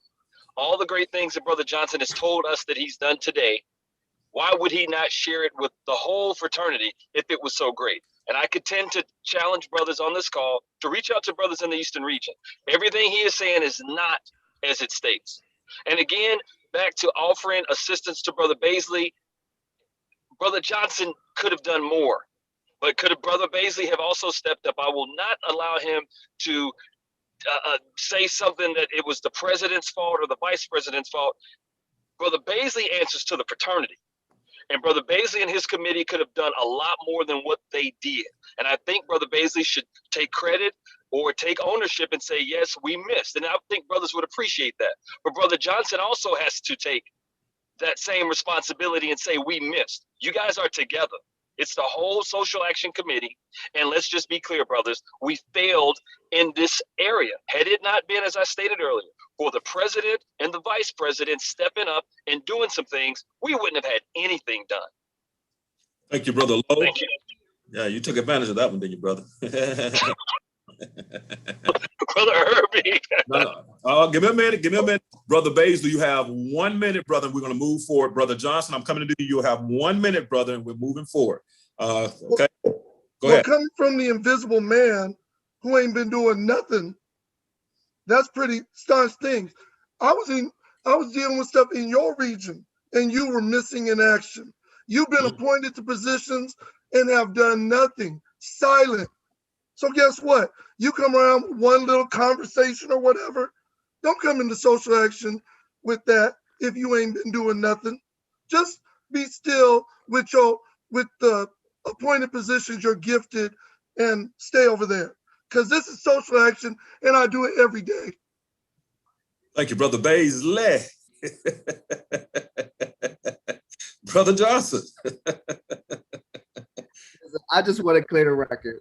And again, I echo what Brother Baisley just said, because again, I did a program on sickle cell in the Great Lakes and Lowe wasn't even on the call. So respectfully, I'm doing the work here and it's shown. And the East will show you that as well. Because again, I let my record speak for myself. Brother Baisley, I do have to hold your feet to the fire though. In 2020, I renewed our sickle cell partnership. I did that because you asked me to do that.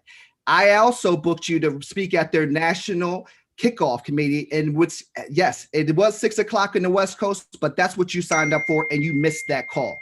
So you cannot say that you don't hold you responsible for what we did for sickle cell when you missed the kickoff. I asked you when we had a tournament for our one fundraiser, you had the international to have a dueling event that same Saturday when we had our poker tournament. So yes, me and Brother Hubbard are putting in the work. I developed the SOP that now is out to the Brotherhood in regards to our sickle cell partnership. And all I ask is that we need to be equitable in our programming. And thank you, Brother Johnson. Thank you, Brother Johnson. Brother Irby. Thank you, Brother Johnson. Social action, I'm not going to allow y'all to take over right now. I'll give you a minute. I'll give you some minutes. All right. Listen, this passion that you're showing in social action, we want to see this after this election. How about that? That's good stuff there. I like it. I 100% like it. Let's see here. I'm moving forward. TJ Lewis, brother. Honorable, Brother TJ Lewis. Thank you, sir. Thank you. You're welcome. Why do you think you are the best candidate for the position of international first vice, brother? So good. Thank you for the question. I believe I am the best candidate for the position of international first vice president because I have the proven leadership and I have the actual experience.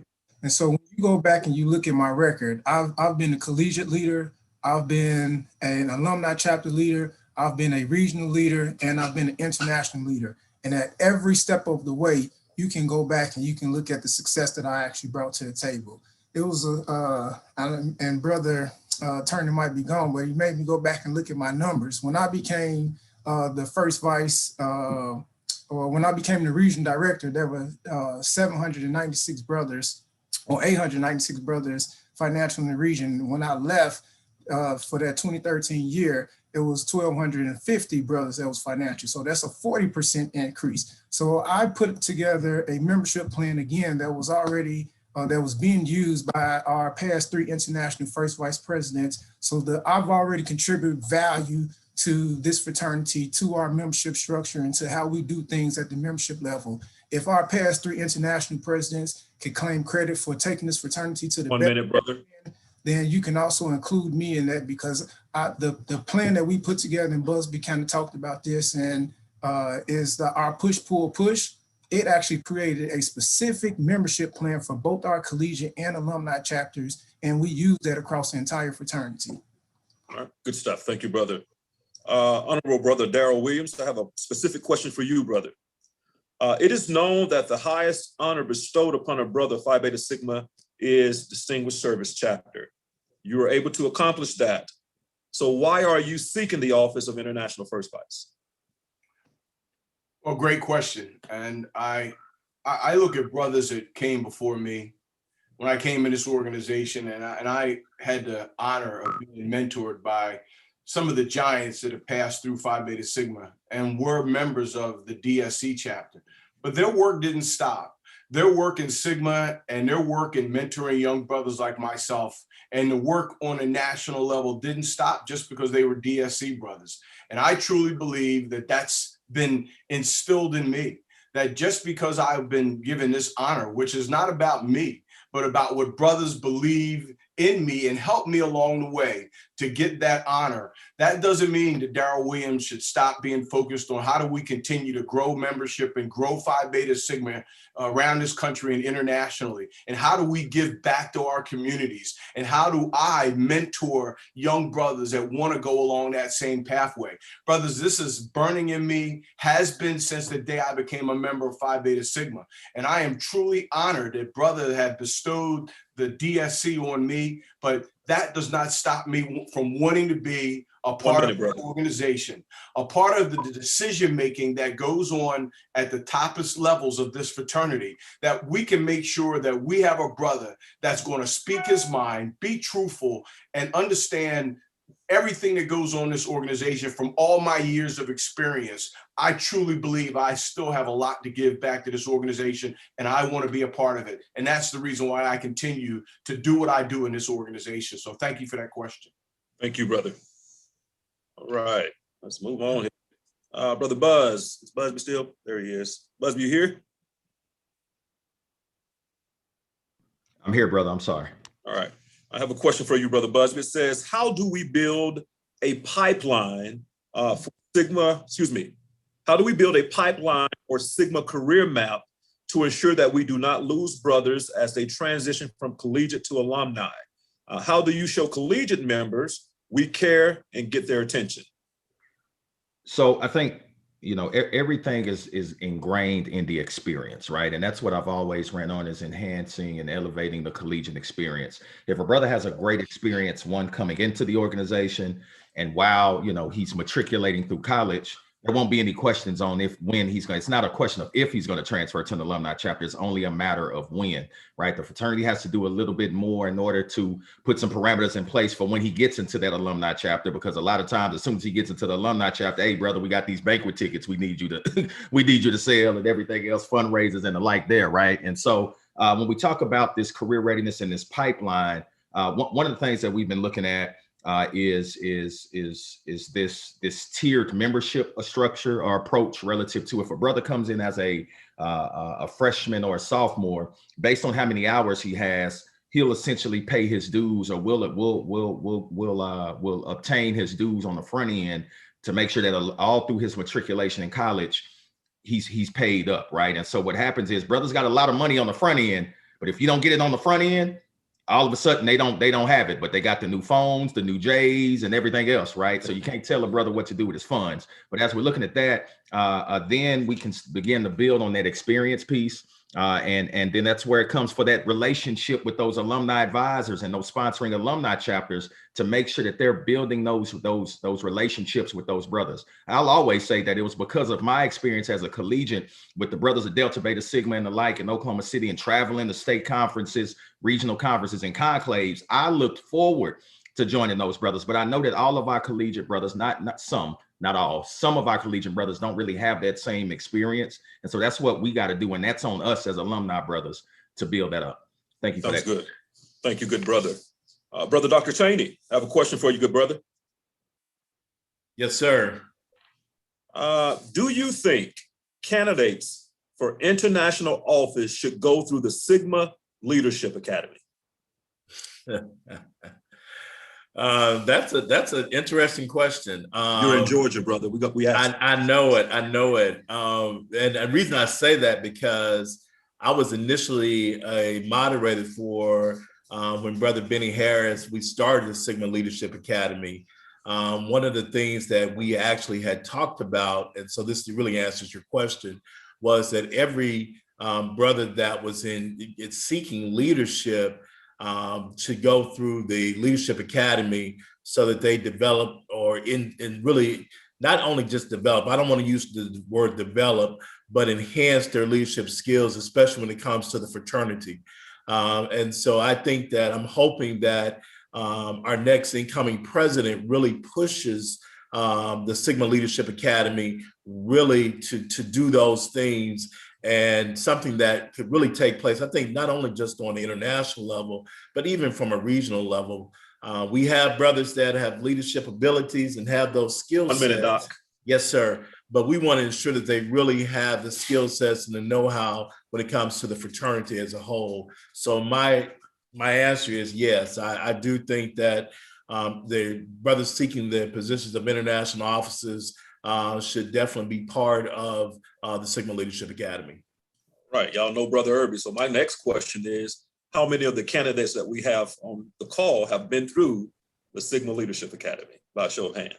So I have. Okay, I see too. No, Brother Busby has. I see too. All right, okay. Brother Irby, if I can speak to that, I'm sorry if I don't mind. Go ahead. You got a minute.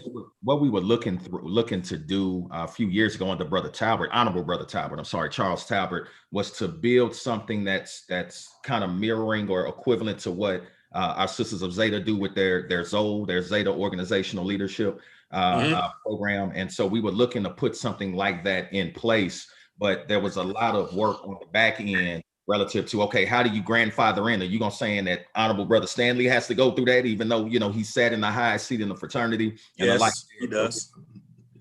Okay, and so we'd have to work through what that looks like. And I think we're looking to get back to having that conversation again to see what that looks like. But that was great question. Thank you, brother. Brother Irby, Irby, can I just speak to that for 30 seconds? Brother Lowe, I'll give you 15. Seconds. 15. All right. As a person who helped implement this program, the plan has always been to bring leaders up through the program. Brother Busby is right, but it has been something that we need leadership at the highest level to be able to embrace, to do it as well as on a state and a regional and a national level, and then to be able to bring those brothers, as we would say, off the bench into leadership. So thank you, brothers. Thank you, brothers. Y'all get y'all brother, get our 36 off my direct messages. How about that? No, that's 35th, not 36. I'm trying to give him another turn. He quickly corrected me too. All right, let's move forward, brothers, because I want to get to the chat box. There's several questions, but I do have this question. Brother Benjamin, you're back, right? Yes, sir. All right, Brother Benjamin, I have this question for you. It has been stated, brother, that you have not served long enough to be International First Vice, that your Sigma resume does not warrant you being elected. What do you say to that? Thank you so much for the question, Brother Irby. Well, first, I would like to say constitutionally, I'm qualified to serve in this capacity because the Constitution supports the amount of time that I've spent in the fraternity as a faithful member and a long-serving member. My resume, I would love to share it a little more in detail. Not only do I have a Sigma resume, but I have a personal resume that's champions leadership. I served almost 15 years in the United States Army. My time in the Army only ended because I sustained a gunshot injury and I was medically discharged from the military after serving 3 combat tours in Iraq and 1 in Afghanistan. I was the youngest warrant officer in the entire United States Army to reach the rank of CW3. Also, in my fraternity experience, the reason I was immediately successful in my fraternity experience because I captured not only my military leadership, but also my Masonic leadership. I served, I'm on my 22nd year as a Prince Hall Mason, and I've served in the East in every capacity in Prince Hall Masonry. And I was at 33, I was nominated as a Grand Inspector General-elect. Lastly, in my time in Phi Beta Sigma, in every leadership capacity that I've received and earned and was elected, I exceeded the expectation. Most recently, as a first vice president of Rho Sigma, I received the historic Rho Sigma with 42 members. 1 minute, brother. I was able to grow the chapter to 92 members by the close of the year because the solution that I'm bringing to our national body, I was able to scale it to a chapter solution. In the Western region, I was Brother of the Year, 2 regional conferences in a row over a 4-year period. Not only that, my brother, I've grown collegiate chapters. I've grown alumni chapters. I've shown that I can bring programmatic thrust to our organization by way of our Sigma on the Hill Fellowship. And lastly, brother, to be quite honest, I have a reach with our collegiates, our alum, and also our veteran population.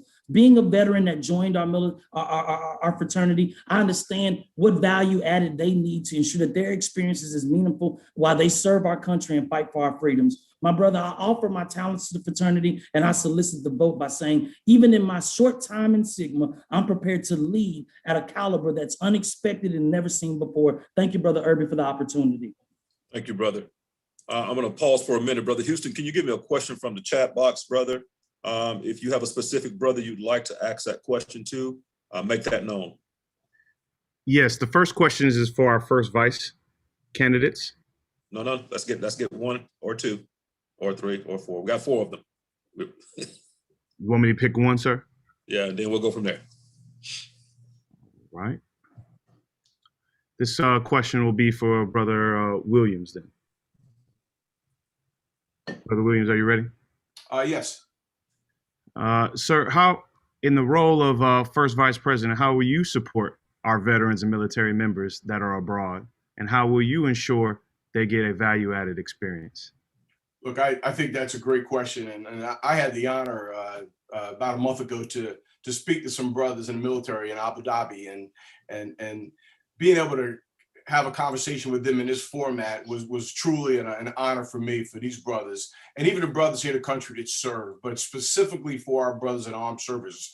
We need to make sure we identify their needs and the way that they operate and have to travel sometimes and get relocated, whether it's throughout the states or throughout the country. We need to make sure we address how do we make sure that we benefit, they're benefiting from what Phi Beta Sigma can offer them, whether it's through the Zoom ability that we can communicate with them, whether it's through the option of membership at large, involved in being in a chapter or not, but maintaining their membership somehow, or being able to freeze their membership if so need be for some of these brothers that are overseas. But how do we make sure that we keep these brothers engaged and communicated with? I think it's the great opportunity that we have at this particular conclave to have the webinar, the ability for these brothers to take part in our conclave and not necessarily have to be there. I'm not a fan of saying we need to go that for everybody in the future, but definitely for our collegiate brothers going forward. I mean, our brothers in military,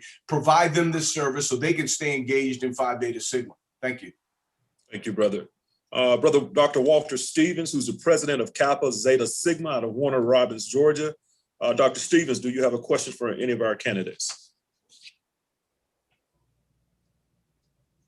Brother Irby, thank you. Let me grab one of these questions I have here. So to all the candidates that are running for office, you see, I think my biggest thing serving as a Southern Regional Coordinator for Sigma Beta Clubs is how will you incorporate the Sigma Beta Clubs in your plans for the position you are seeking to be elected or re-elected to? You have a specific brother you'd like to ask or answer that question, Doc? No, I don't. But you know what? Brother Gibson raised his hand. Okay, I saw 3 hands go up. I saw Brother Gibson, I saw Brother Williams, and I see Brother Lamont. So which one you want to call on? I'll start with Brother Williams. All right. Look, real quick on this, man. We know that our Sigma Beta Club is the first. And we know that by using these young brothers and mentoring these young brothers, they also potentially can be the future of Phi Beta Sigma. And we need to make sure we develop these brothers that once their goal is to get to college, to mentor these young men to get to college. And once they get to college, let's track these young men to see how many of these brothers, these young men become members of our organization. Brothers, there in itself is another recruiting tool for membership in the Phi Beta Sigma, because we've seen these brothers. We've had brothers in our state of New Jersey that have come up, even in my chapter, through our Sigma Beta Club, have gone on to college and become members of Phi Beta Sigma. And because they've been instilled in this from the beginning of a youthful age, they embrace this organization greatly. So being a member of our Sigma Beta Club is something we need to really expand on to more of our chapters, but use them as a model as to how we can create future Sigmas in our fraternity. Thank you. Thank you. We're going to go to Brother Gibson and then Brother Lamont. I'm going to let you hold on yours because I have a question for you specifically, okay? Brother Gibson. All right, great question. Great question. One of the things that I would love to do with the Sigma Beta Club is to make sure that we look through that Rising Thunder curriculum to make sure that the financial literacy piece is addressed with our Sigma Beta clubs, because we have a lot of these young men that want to be aspiring entrepreneurs as well as business owners. And I've already spoke at length with Brother Dr. Walter Stevens in regards to having what we call a Billboard Jackson Competition Entrepreneur Junior program for our Sigma Beta Club members, which will work with the middle schools, upper middle school students, upper high school students, giving them an opportunity within the Sigma Beta Club to talk about their business plan, their ideas, and bring forth those ideas to these Sigma Beta Club regional conferences. Just like how we have on the international level with our Big and Better Business program, we could funnel that to our actual Sigma Beta clubs. That could Brother Gibson. That could be one of the initiatives that will help spearhead and give our young entrepreneurs a chance at being successful entrepreneurs as well as business owners. Brother Gibson, that Billboard Jackson Jr., is that your idea? No, that's Brother Dr. Walter Stevens' idea. He brought it to me, and we actually working together on it. Okay. Brother Lamont, I'll give you 1 minute to answer this question, then I'll have a specific question for you, brother. I appreciate it because it's a central pillar to our platform. So thank you, Brother Stevens, for the work that you do. And as an advocate of our Sigma Beta, I charter our Sigma Beta Club. I've been a Sigma Beta Club advisor for forever. My son came through Sigma Betas. I've honestly believed our organization has to intensify and increase the support that we give to our chapters that have Sigma Beta Clubs, which is why this platform is offering chapter grants, a $500 chapter grant. We also want to give $100 to every Sigma Beta that's part of that chapter. I think it's essential for us to multiply and increase our efforts in providing, support and services, because we know when we invest in our youth, they make better decisions, they do better in class, and they become productive members of society. So we're very clear on the importance of our Sigma Beta Club as one of our 4 national programs, which is why that is a very critical part of our platform plank. We want to provide the support to the chapters as well as continue to provide support to the Sigma Club Foundation, because we know that they also are responsible for helping in getting monies and grants at the state, federal, and municipality level. So I think that's very key and essential for us to do our work. Resources. And so that's why I really wanted an opportunity to speak to that. So thank you, Brother Stevens, for the work that you're doing. Thank you, Brother State Director, for allowing me to answer that particular question. I'm very passionate about it.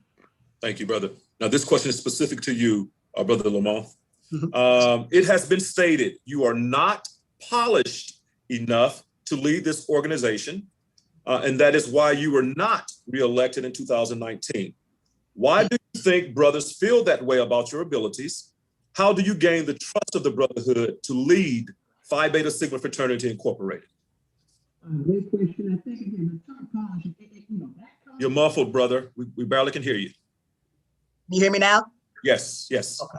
Okay, so I think that narrative is created from those who don't want me to be to serve in a position, in any position, right? And I think the term polished, that's a subjective term. That is a relative term, because quite candidly, you know, I have advanced degrees. I am polished professionally. I've been polished in other civic organizations, and I've been polished in Phi Beta Sigma. I've represented Phi Beta Sigma at the highest level. So I believe that I'm very polished, and you know, in terms of getting things done, in terms of communicating writtenly as well as verbally.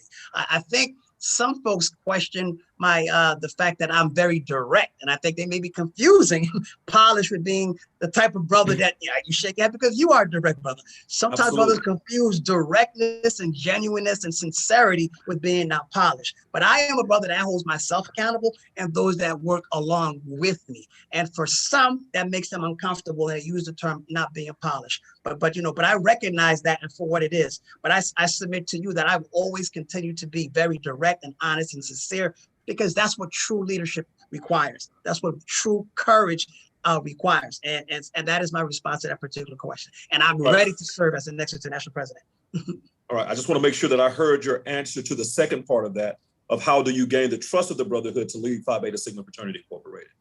So, and I'm glad you brought that up too, because I honestly believe those who know my style and my work ethic, even though they might not necessarily appreciate my directness, they understand my level of commitment, my level of experience, and my ability to lead. In fact, I have an international president who said to me that they're supporting the other guy, but would have no problem with my leadership style because we worked on the general board together, and my style is kind of direct. But he has no problem if I'm elected international president because he knows that I've delivered. You know, I'm a proven leader. I'm a leader with courage. So I think that's the second part to your question. So thank you for that question, because it allowed to address something that some people are talking about. And I want to make the narrative clear. Absolutely. Thank you. Brother Lowe, you back? Are you still there? Oh, yes, I haven't gone anywhere. All right. So you ready for this? Oh, well, maybe not, brother. maybe not. You've been ready for the rest of them, so let's get ready. Oh. It has been stated, brother, you are an opportunist. Why do you want the position of International Director of Social Action? How has your radio show benefited Phi Beta Sigma Fraternity Incorporated in its efforts? Can you repeat the question? I didn't hear the first part. Sure. It has been stated that you are an opportunist. Why do you want the position of International Director of Social Action? And how has your radio show benefited Phi Beta Sigma Fraternity Incorporated in its efforts? Well, let's take the first part because I'm not sure I understand the second part, but we'll try to unpack that. I don't believe that I'm an opportunist. I believe I go where there's opportunity, and where there's opportunity to serve, I serve. When Sigma calls, a Sigma answers. So in the case where the president asked me to serve as his deputy director, that's not being an opportunist. The president asked, I stepped up to serve. When I became state director, the state needed me. I stepped up and I served. When the chapter needed a chapter president, I was asked to serve. When I became the 24th Great Lakes Regional Director, it wasn't that I wanted to. The brothers asked me and voted me in, and then I served. When I served for 3 presidents, Brother Crystal, Brother Hammock, Brother Griffin, they came and asked me to serve. That's not opportunity. That is heeding the call of Sigma and stepping up and not only serving, but serving effectively. What happens is that I have a passion, and I believe that when brothers see me out front with my passion, they say he must want something else. Let me tell you what I want. I want Sigma to be the best damn organization we can be. So that is my passion. So the fact that I even lost 2 years ago and I'm back today says that I want Sigma to be the best. That's not opportunistic. That means that I want us to lead. And even if I'm not the leader, I still serve. So think about that. That's not opportunistic. That is a brother who is willing to serve. I have served at every level. My counterparts, good brothers, love them to death, but they've not served at every level. And they could have. They could have led their regions. They haven't. They could have led their states. They haven't. They could have served for other presidents, and they haven't. But what happens is that I think it's identifiable to find out brothers who have the skill set, the passion, and who can execute. And that's what we have. So with my radio show, let me just try to answer this, how it's benefited Phi Beta Sigma. One, I'm always a Sigma every time I'm on the radio. So no matter where they hear my radio show, whether it's in Mendenhall, Mississippi, or if it's in Nigeria, they hear that I'm a Sigma. So the word continues to expand no matter who listens or where I'm at. I carry Phi Beta Sigma on my chest, and everyone knows that I'm a Sigma. Everyone knows my passion, not only around Sigma, but my community, my family, my church. So that's how Phi Beta Sigma has benefited. And as my mouthpiece, as we say, gets larger, as I begin to expand in other areas with my radio show, guess what, brothers? I'm going to continue to echo Sigma, whether I am in leadership or I'm not. But all you brothers who know me personally know that Zell is the Sigma. I know we'll argue about this, brother. Thank you, Brother Lowe. But I'm that Sigma. And so that's what I'm going to do, and that's how we're going to continue. Thank you, Brother Lowe. Thank you. Brother Basil, I saw your hand. 1 minute, sir. Yeah, I think there may be the perception of opportunism, because why come after social action again and again and again? And you're not a social action person. You didn't step up on the regional level and direct social action. I doubt if you even directed it on the chapter level. So it's opportunism to say, I'm coming after this position that I think is a soft target and get on the board for whatever reason. But it sure ain't service. In one of our other conversations, you said you reached out to me and wanted to serve in social. No, you didn't. I never heard from you again once you lost to me, just like you did Darrell Williams. So you're coming back because you want this soft spot, and it's the only thing you can conceivably fit yourself into. So let's be real about it and come correct. Thank you, Dr. Paisley. Brother Lowe, you only have 1 minute. You only have 1 minute. Thank you. Brothers, thank you, Brother Basie, for your passion. There's not a soft spot on the board. I've been in social action since I was 18. I've been a social activist. My talk shows that I've been hosting for 10 years are about social action. Brothers, my community involvement is around social action. The reason I'm running, Brother Basley and Brother Johnson, is because you all didn't deliver. I had no desire to run. I was going to wait until Houston, but you didn't deliver. The fraternity cannot continue to be at a level of this. It's social action. That's why I'm running. It's not opportunistic, brother. It's a need. The fraternity in our community needs us, and you all did not deliver. So that's why I'm running. So if that's an opportunity, Brother Basley, then I'm going to seek it and take it. Sigma's calling, and I'm answering. Thank you, Brother Lowe. Brothers, I never want to miss the opportunity for our collegiate who has a question. He sent me a direct message. Honorable Brother Williams, this question is actually for you from Brother Milton. Brother, do you want me to read it, or do you want to ask it yourself, Brother Milton? I'll go ahead and ask it. Thank you. This is for Brother Williams.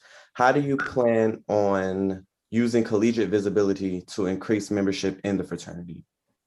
Look, we always use the adjective that collegiates are the future of Phi Beta Sigma. And that truly is, but I truly believe as alumni brothers, we have a responsibility to give back and mentor and show you brothers the true direction and the path that your usefulness as a member of this organization is going to provide to this fraternity.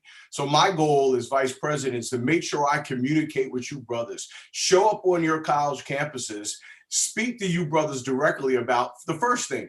What is the image you project on your campus? What do you think that image is? And how do we improve it? And if we, by doing that, I think we get a clear answer as to how we can help you brothers out. But also nationally, look, we are 7 regions that make up a fraternity. And I believe the branding of Phi Beta Sigma is very important for our collegiate ranks. And if we brand our collegiate ranks all across this country on the same method, that I truly believe that this is where our membership is going to grow. So that's what I hope to do. But first of all, listening to you young brothers as to what do you want and what do you expect out of your experience in this organization? Thank you, Brother Williams.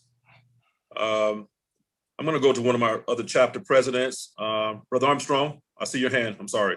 I'll give you a minute, brother. Yes, can you hear me?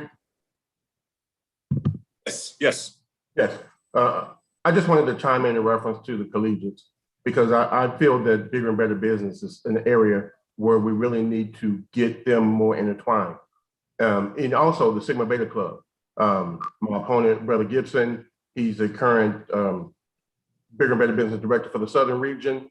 He basically brought up good points. Good, I'm not gonna put shade on anybody in reference to that. I think his ideas in reference to the Billboard Jackson Junior contest is a great idea. But where we differ is that when we take it a step further to make sure that they get the invaluable training to understand the support of the minority-owned businesses, get the youth involved in the Black spin in terms of where the dollar should be going. We just need to do it on all levels. So that's where I just want to stress where we take an additional level, not only with Sigma Beta Club, but for our collegiates as well. Because again, that's still an area where they still are not as engaged as they should be, bigger and better business. Thank you, brother. I'm going to go back to one of our chapter presidents before I move on to the direct questions to the brothers. I'm going to call on Brother Richard Bradley, president of Rho Beta Sigma chapter, Gwinnett County. Brother Bradley, do you have a question for any candidate? Thank you, Brother Irby. Yes, my question is for the two candidates seeking international president. All right. Let me start with Brother Lamont.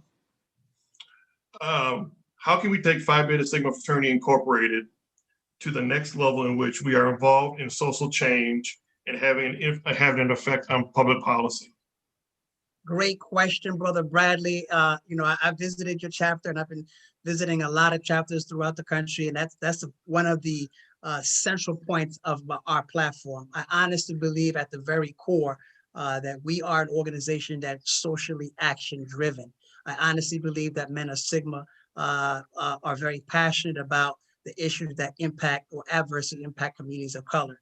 And what I've said very clearly and very decisively and very passionately, I think we have to be an organization that becomes more proactive and more leading with respect to issues that adversely affect us.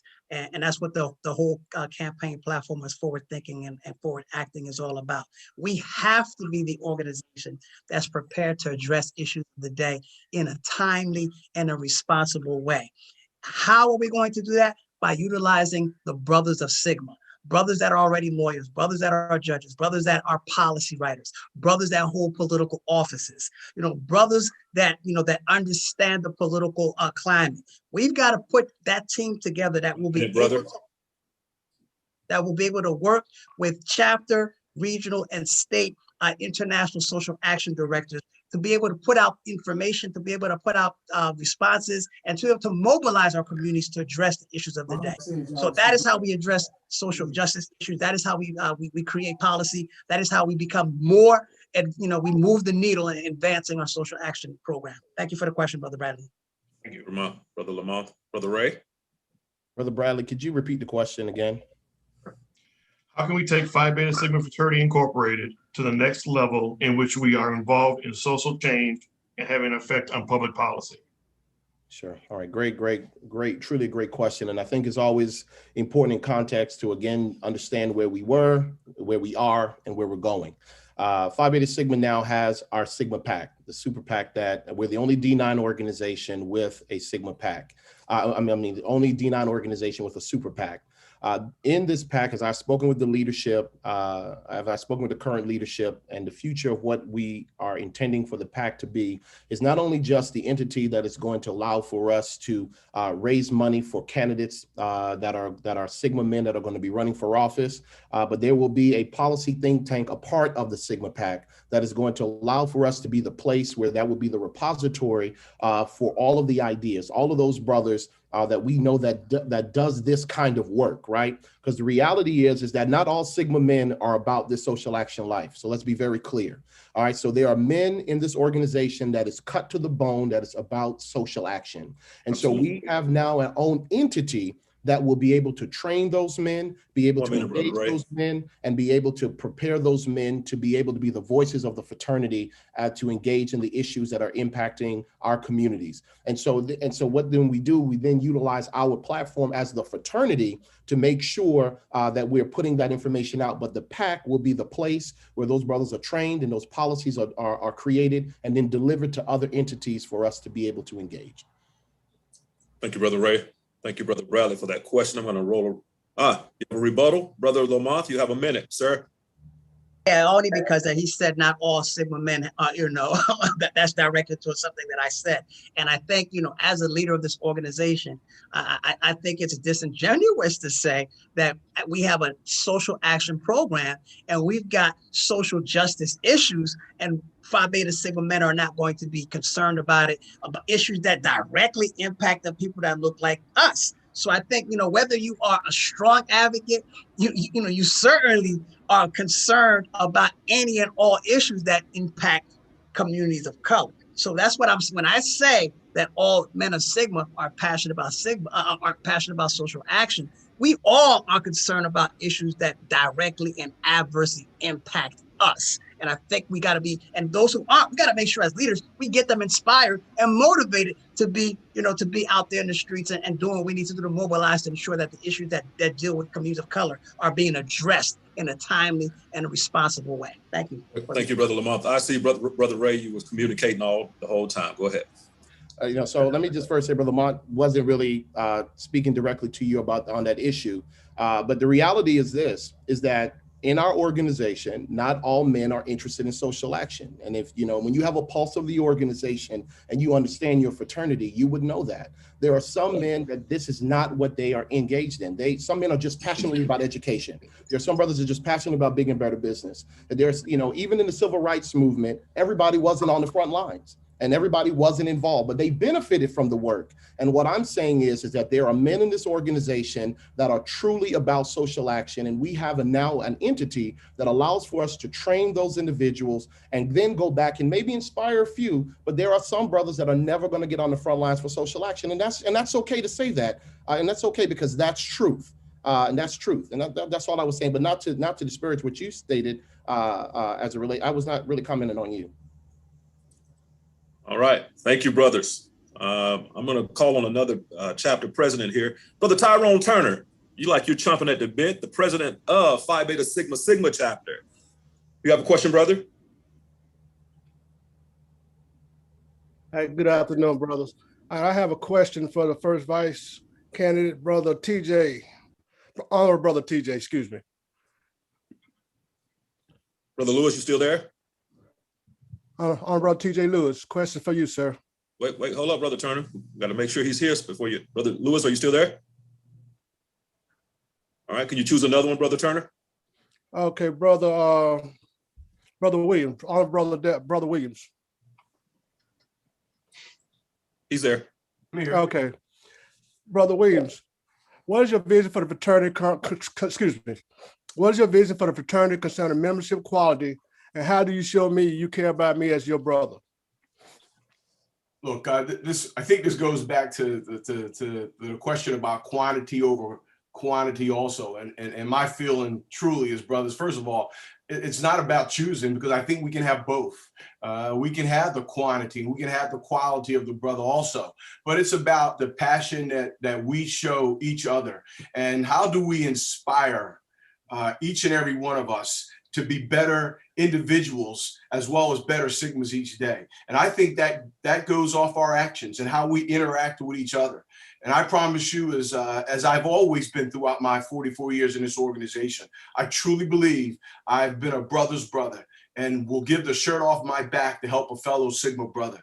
And I think if we have that kind of a conversations on a continual basis with our brothers, I think that exemplifies how we're going to treat each other. So my role as vice president is to always put forth that positive feeling that Phi Beta Sigma is going to make you a better individual. It's not going to change your life, but it should make you a better individual by the brothers you surround yourself with and how we operate as an organization. And that's going to inspire you to be and do better things in your life and for the organization. Thanks for that question. Thank you, Brother Williams. Brother Turner has asked to chime in on that. Brother Turner? Yeah, I appreciate this question, because when I became regional director, when he had the first, request for condolences, I pulled the team together and said, look, from our Sigma Cares team, I don't want to just be signing condolences and so forth. And so I charged that team to say, I want to make sure we're showing every brother that every brother's important every day.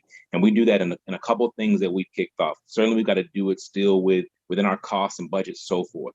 But we set up our our voicemail text line, right? And so we do that maybe a couple of times a year. We don't use a lot, but it may be just a a Thanksgiving message to brothers, letting them know as a leadership team we're thinking about them.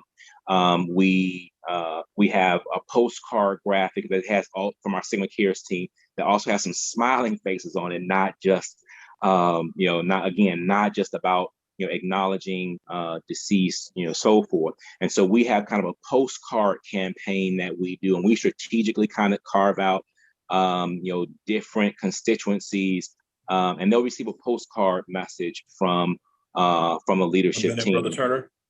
And so we use these different strategies to again cost effective way, but to ensure that brothers know that we're thinking about them and that they are important. Even our new members now get a letter from the first vice director and myself with a gift card.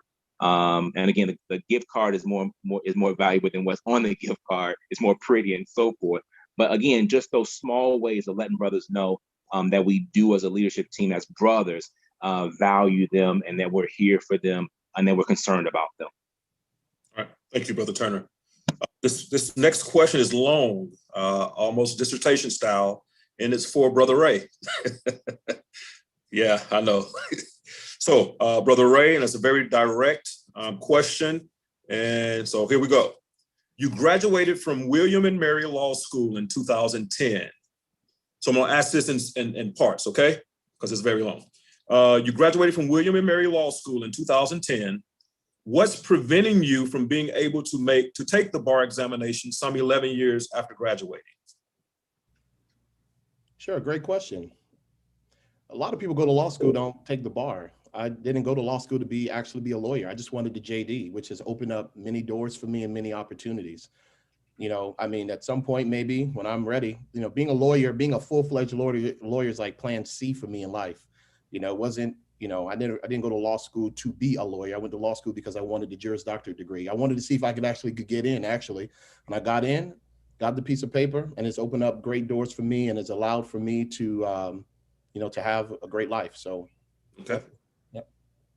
The second part of this question, if I am correct, every office, now I say I'm just reading the question that came in, so it's not me personally, okay? If I am correct, every office on the national level you have only held for 2 years. Run, win, then run for another new office. On another note, it appears that you also have not held employment for any length of time as well. Tell us why in the fraternity and in your employment career, you seem to not have the desire or willingness to stick to a job in the fraternity in life outside of the military for more than a couple of years. Sure, great question. Well, as regional director, I only promised that I would run for 2 years because I decided to go to law school, and my own professional development was important to me instead of, serving 4 years as regional director.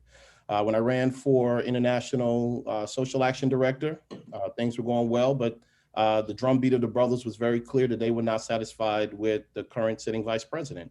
And so I decided to run for international first vice president and was successful and now serving in that role. As far as the employment, the military has always been my go-to. I mean, it's been 20 years.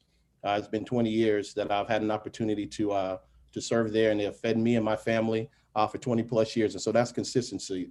But when I take opportunities I explore other opportunities in other industries. If I like it, I stick with it. If I don't like it, I move on. I have the prerogative to do that. It's just, but one thing that's always been constant has been my employment with the government, and 1 minute, brother. Square us away. So yeah, I mean, I think that as a professional, I have the prerogative to move around. We're not like my grandmother in those days where individuals stay at jobs for 20 and 30 years. I have the capacity to move around and explore the areas that I think that I'm interested in, and those that I don't like, I'm not going to stay anywhere that I'm not happy. So that's just how I am. Appreciate the answer, brother. Moving on, brothers, we have a couple of more individual questions, then we'll close this thing out with a few things, all right? I'm gonna go to Brother Armstrong. What would be your top 3 priorities for the fraternity if you are elected, brother? Thank you for the question, Brother Irby. The top 3, one would be strengthen our MOUs to also encompass having MOUs with minority-owned businesses on all levels. 2, focus on the business of minority-owned businesses, including brothers and within the blue and white family, making sure we patronize and we support our own, keeping our own dollars in-house. And then 3rd, enhancing the collegiate involvement in the Bigger and Better Business program. Again, with focusing on making sure we have minority-owned businesses that provide scholarships, that provide fellowships, to where those collegiates can get those opportunities to get that education, on the ground education, as well as being able to get money to help support their college expenses. So those would be my top 3. Thank you for the question. Thank you, good brother. Brother Gibson, this question is for you. Outside of what the International Director of Bigger and Better Business has implemented, name a program you introduced in the Southern region that was successful. What was the success? One of the programs that is actually on our international website is the Adopt a Business Initiative, in which it was a spinoff of the Adopt a School program. I reached out when I first became Florida State Director of Bigger and Better Business. I had a conversation with Brother Michael Moody, who was the Education Director at the time. Sorry, Brother Gibson, are you on another call because we can hear that feedback? Oh, hold on. Let me go ahead and cut that one off, because I was actually on 2 calls. Sorry about that. You hear me now? Yes. All right. Basically, like I was stating, with the Adopt a Business Initiative, that was we started it here in the Southern region, but it was incorporated in Florida by way of talking with Brother Michael Moody. That Adopt a Business Initiative has become a staple within our fraternity, where chapters are inviting different businesses to their chapter meetings, and from there forming these different partnerships. Once they form these partnerships, that will help them leverage monies towards their scholarship activities, their various fundraisers and things like that, that will enhance their chapters. Now, on the international level, we have to make sure that this Adopt a Business Initiative is streamlined, not only from the international level, but to the regional level, as well as the state levels. All right. Thank you. Let's hit a couple of more chapter presidents, then we'll hit the chat box, and then we'll kind of close things out. I'm going to call on my chapter president, president of Xi Chi Sigma chapter, Brother Kenneth Hodge. Good afternoon, brothers. My name is Kenneth Hodge, president of Xi Chi Sigma chapter. One of the questions that we have, or that was presented, was this is going to be towards our international president candidates. Where do you see Hold up, Brother Hodge. Both of them have had to step away for a minute. So let's see if you got another one. Sure, let's see. Okay, this will be for our social action candidates. As you know, we have several partnerships, with March of Dimes, Sickle Cell, and things of that nature. As social action director, what type of additional partnerships or programs, would you attempt to create to bolster the presence of Phi Beta Sigma on the national level? Go to Brother Dr. Baisley. Yes, sir. Thank you for the question. What I would add additionally, and did add additionally, is the Movember Foundation, which is a men's health collective. I got it recognized by the board. I've been working with that program unofficially for 10 years. We've raised, started off maybe $2,500 a year, and this year we raised about $6,000. So now it's officially recognized. But to our international programs, in terms of partnership, March of Dimes carries the most weight because it's one of our 2 conclave mandated programs. But all the programs are absolutely important. It's just the bulk of the attention goes to March of Dimes, and we're in a competition right now with Sigma Gamma Rho. We're nearing 300,000 which will be 130,000 over what has ever been raised. So I think we've been able to maximize that.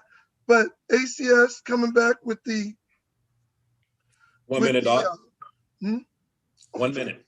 They're coming back, the conclave hindered Relay for Life and sickle cell.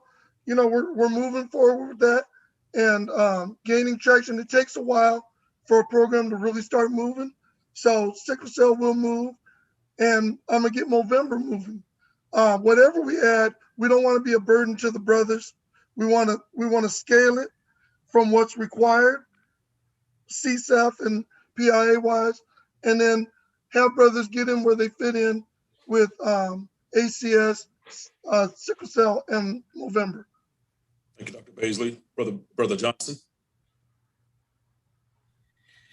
Thanks for the question. Again, I think that we also need to make sure that we have equity in all of our programming that we do and the ones that come out of our conclave program. We seem to have lost the regional board. Sorry about that. But I also think that it's important for us to partner with key and be strategic in our partnerships. And one of those things that I want to do is actually the Black Men's Health and centered around the Men's Health Committee. We already have working partnerships with Black Health Matters. I think we need to make sure that we solidify that partnership and continue to do work with those. I know several chapters in my region have already done work with them. And I know that's something that they're looking for us to engage in. I also think that Zero for Prostate is huge. And I think that I've already been doing work with them in the Eastern region, but I think it's time for us to address real men's issues. Prostate is one of those things that affects Black men predominantly more than any other race. And that's something that I think that we need to elevate to the international level and not just be a local focus.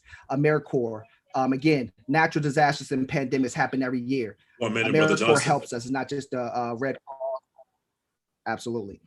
So AmeriCorps making sure that we develop in strategic operating procedures for our chapters in all the regions that are affected, whether it be the West, Gulf Coast, or the South. And then lastly, the Black Law Enforcement Alliance. It's time for us to make sure that we are engaged and have seats at the table in terms of Phi Beta Sigma when we talk about the civil justice issues that are happening with law enforcement and shootings of unarmed police, unarmed African Americans and Black and brown people in our community that we serve. So I know we did partnerships with Noble, but I think we also need to elevate that as well as. Thank you, Brother Johnson. So thank you. Appreciate it. Thank you, Brother Johnson. Brother Lowe, they tell me about my facial expressions. I don't have nothing on you, brother. None whatsoever.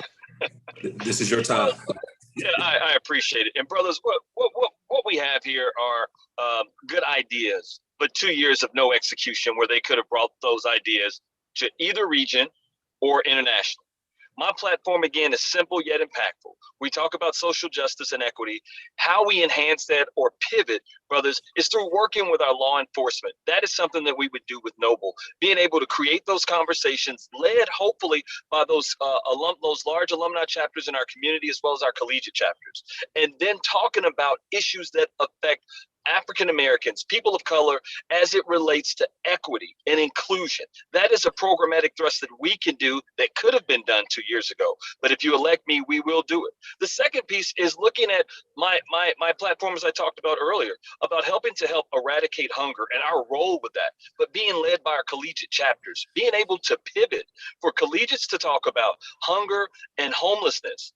Brothers, that is a sizable and measurable impact. Working with large companies, we could find a global organization that would love to have an organization of our size and our magnitude to be able to have that impact. And the third thing, which we could have been talking about over the last 2 years, but we have not, which is men's health. And I'm glad that Brother Baisley as well as Brother Johnson are now talking about it since it's on my campaign.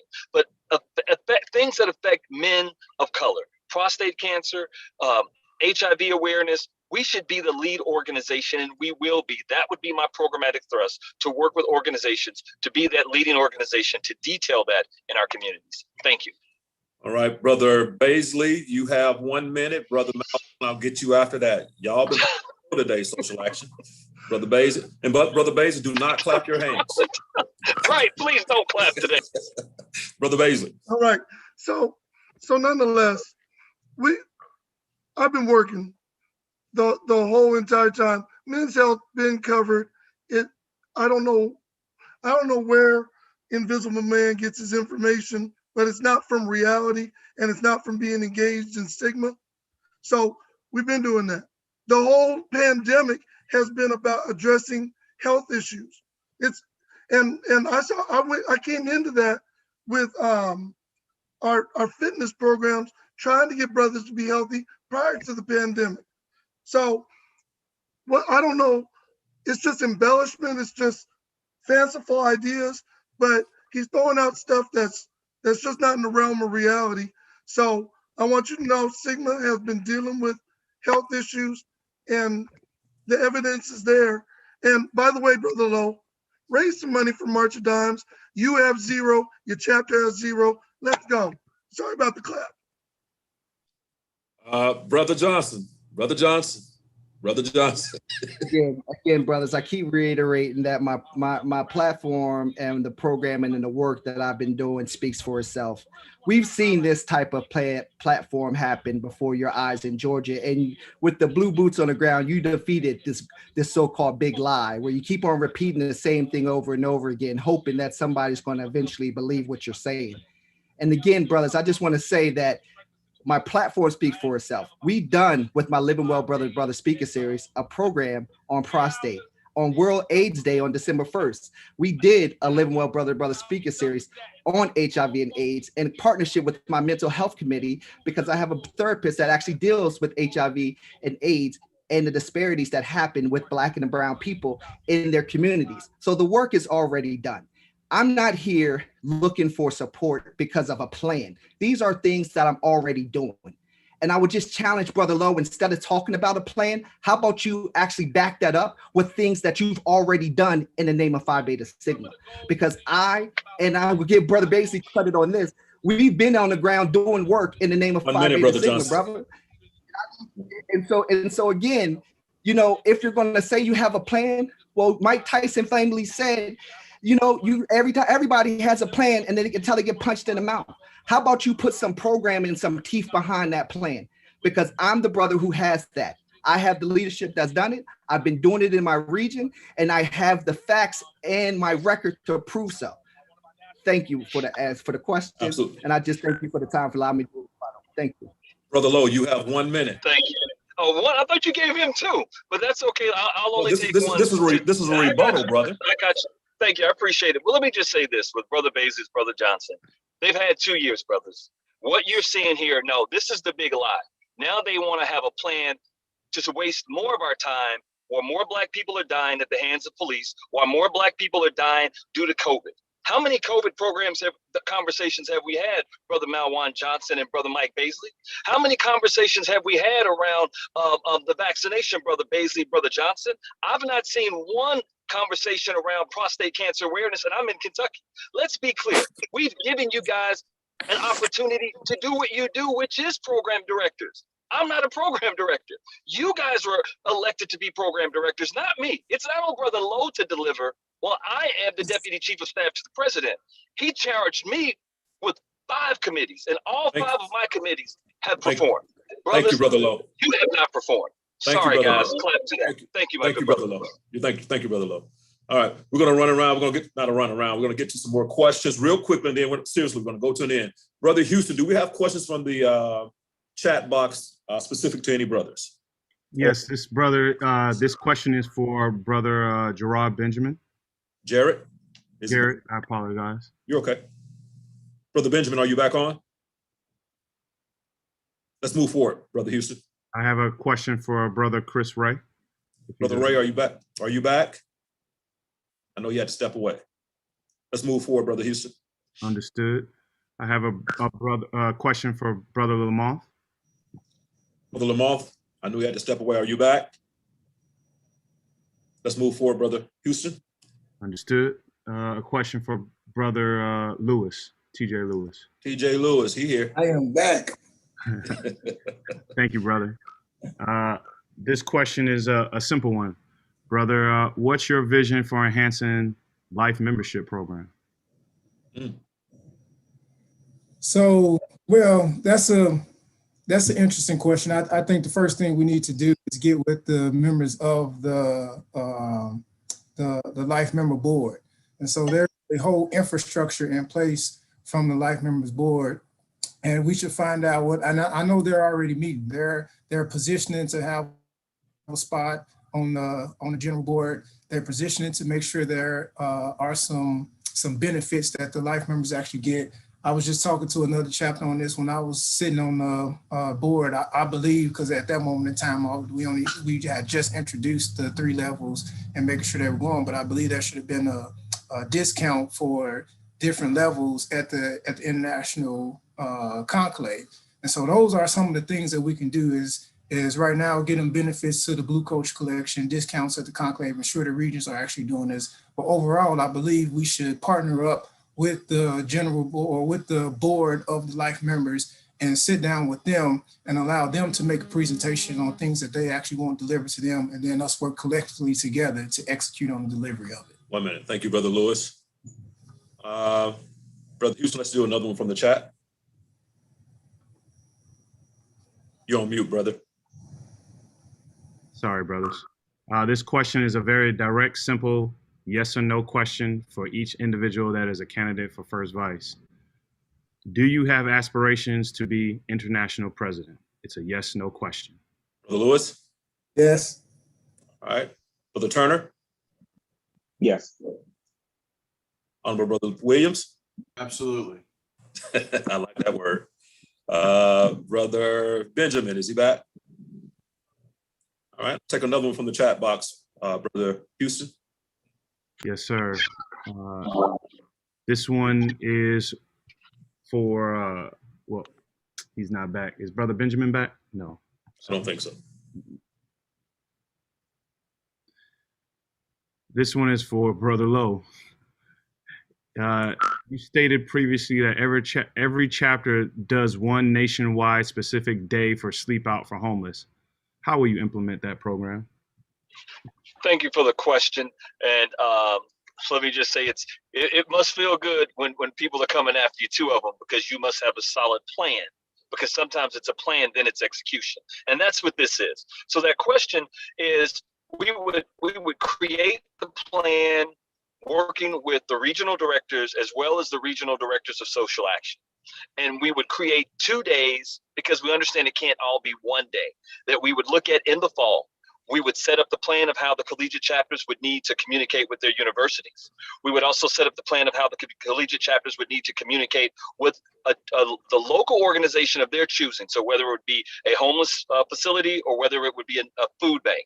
And then we would create the actual platform and online communication presence to get the exposure. We would handle social media at a national level, as well as we would handle the local media to be able to communicate what the plan is. And then it's up to brothers locally to go and help market that along with the alumni chapters. And then we would set goals. And we would make this event, of course, great. You know, who's going to raise the most money, who's going to raise the most canned goods. And then we would begin to cascade that out. Thank you, sir. We would begin to cascade that out to every chapter. Then we would follow up on a monthly bi-weekly call session talking about this program to make sure that 1, everyone is ready, but 2, everyone is ready to execute. I have experience in not only doing national programs, but brothers, this is what I do with my job, being able to cascade out information on big platforms. But thank you for the question. Thank you, brother. I see Brother Malwan Johnson's hand. Yeah, and I just wanted to comment. I think, again, everything does start with a plan, but I think, you know, to that question, when you talk about national programming, specifically with collegiates, one, you can't just talk about social action without bringing in the International Collegiate Affairs Committee as well. So that's one thing that I think was missing out of Brother Lowe's plan, is bringing in that person to make sure that we have the ear of all the collegiate parties. Absolutely bringing in all the collegiate advisors as well, because those individuals are what's going to help drive your initiative on the ground. And secondly, and what it was missing, what was key into all that, is that you can't have a plan with your collegiates without bringing in the collegiates during your plan. It's too many times we talk past our collegiates as opposed to bringing them to the table to help develop what's going on.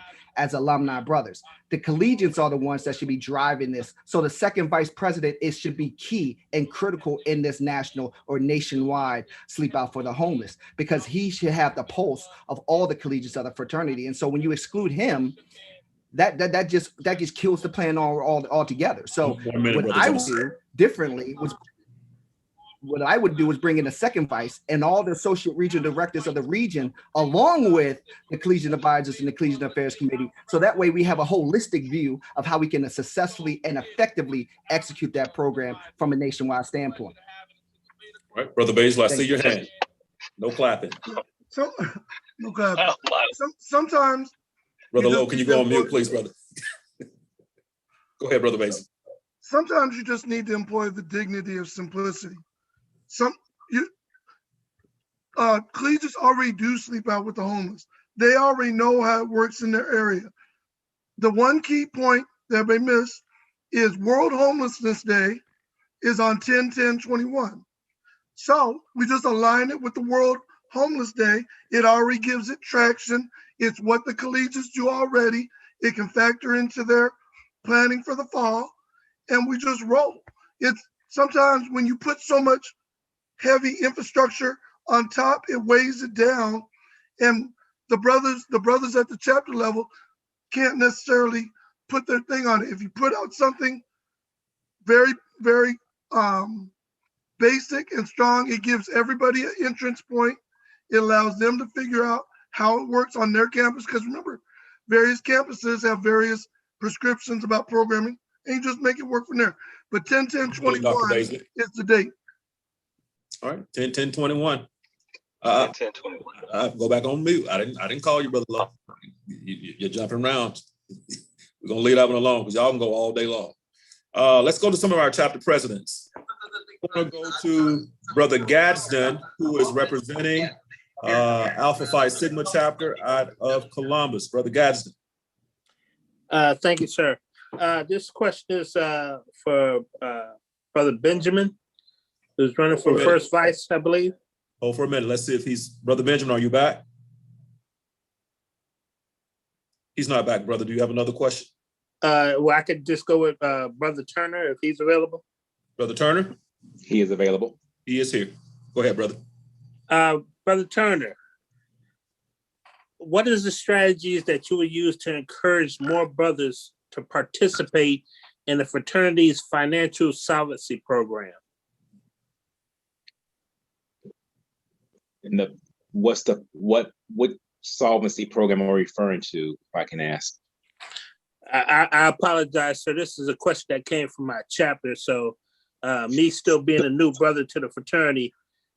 Yeah. So I will give credit to the general board, the president, treasurer, that the fraternity is very solvent and strong financially. I do think, though, there are two things I'm involved in today that will enhance the financial of the fraternity going forward, and our funding for programming and other things that we're doing. One, I'm a member of the headquarters redevelopment team, and part of that arrangement will actually drive dollars to a fraternity-led nonprofit, which we believe that cash flow can then start over time to move some of our programming support out of the headquarters operating budget to start to fund programming and big initiatives from the cash flow from the real estate deals. The other thing I'm a part of is actually three things. I'm vice chair of the Sigma PAC, and again, with that PAC, we'll be able to help move 1 minute, forward. Brother Turner. 1 minute. Move for our social action initiatives. And then finally, I'm the organizing chair for the new nonprofit. And that will be integrated with the fraternity's operation, walking hand in hand like we haven't seen in the past. And so those three entities, the Sigma PAC, the new nonprofit, and the headquarters redevelopment team, all three of those have funding elements to help advance the initiatives of the fraternity. And I'm involved on the ground floor of all three of those. I'm proud to be doing that. Thank you, Brother Turner. All right. Let's see who we got here. Dr. Stevens, do you have another question?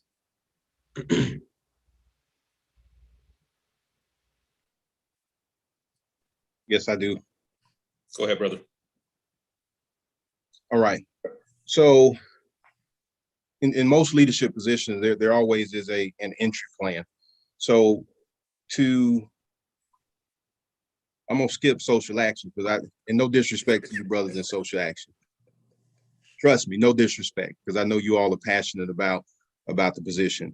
But if I could go to International Director of Education, what will be your 90-day entry plan to impact the brothers in our organization as it pertains to education? And I know you're currently serving in that position, brother, but in terms of if reelected, what will be the next focus for your administration? Thank you, brother Stevens. So as I mentioned earlier, I think one of the things, there are a couple of things that we want to focus on. One is enhancing the scholarship. Yes, we have moved all the way up to 100,000 with 14,000 brothers eligible to receive $1,000 this year. Of course, with our super brother being able to receive 2,000. So of course, we want to keep increasing those dollars and cents. One of the things in working with Brother Frazier, our treasurer, and also now being able to work with the foundation, we hope to increase that again in 2022. The second thing is our Adopt a School program. We definitely want to enhance the number of alumni chapters to increase our Adopt a School programs. And what we've done with this workbook, which I mentioned earlier, we have actually made sure, because we're hoping that we're out of the pandemic, but we've made sure that the workbook can address both face-to-face and virtually in assisting the alumni chapters. The third thing that we really want to do is begin to work with our Sigma Beta clubs. Our Eastern Regional Director of Education, who is currently the International Director of Sigma Beta, has taken the lead on this.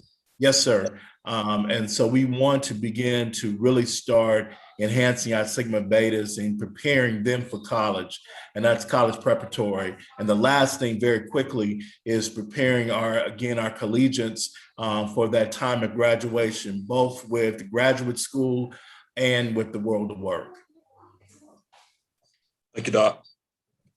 We have Brother Julius Cotton, who's sitting in for Nu Psi Sigma. Juju? I am present. Good afternoon. Good afternoon. You have a question for the brothers?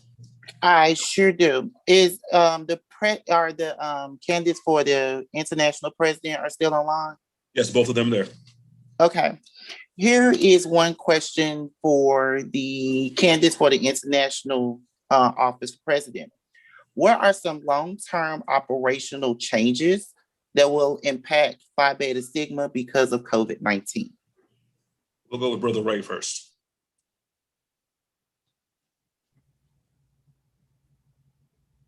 Can you hear me, Brother Irby? Yes, we got you.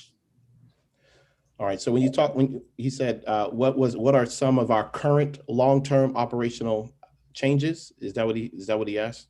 Brother Cotton? He kind of broke up when I was asking him. Okay. And when you're as an officer, once you're in office, what are some long-term operational changes that will impact us because of COVID-19? Okay. Well, I think one of the things that we've learned through COVID-19 in this office is, number one, how our international staff, our operations at our international headquarters can actually move, but also truly the integration of technology for the future. We recognize that there has got to be a greater investment in technology as it relates to how we're going to be able to communicate with the brothers. Of course, the Zoom platforms and all these other new technology platforms that have basically thrusted us into a new era of how we could actually do business for the fraternity. So when you think about how we can look at future conferences, future engagements, being a hybrid organization as it relates to how you engage the brothers. I don't think that no chapter, personally, when we go back to true in-person, the chapter should always have the capacity to have a virtual option for brothers, because obviously, because of the virtual option during COVID-19, we've been able to see the groundswell of brothers who've been able to be active and engaging. And if you brothers think about it, before then, it was just in our mind that we had to come to a chapter meeting.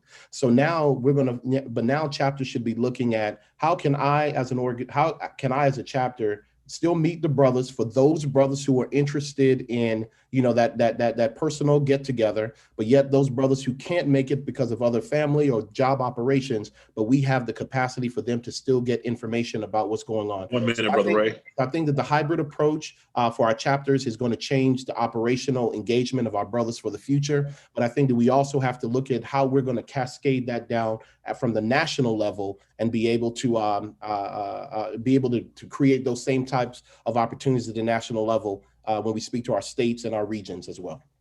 Thank you, Brother Ray. Brother Lamont. Thank you for the question, Brother Juju. And I think I would agree with a lot of what Brother Ray just said in terms about, looking at, COVID has taught us to do things differently. So I think at the chapter level, at the state level, at the regional level, even at the international level, it has allowed us to create different platforms to engage with each other. So I think we have to look at that. But I also think with respect, you talked about officers, but I also think in terms of operations, even at IHQ level, staff, our staff, they work from home now, which is not just something that's being done at the, at the private level, at the nonprofit level, and at Phi Beta Sigma level.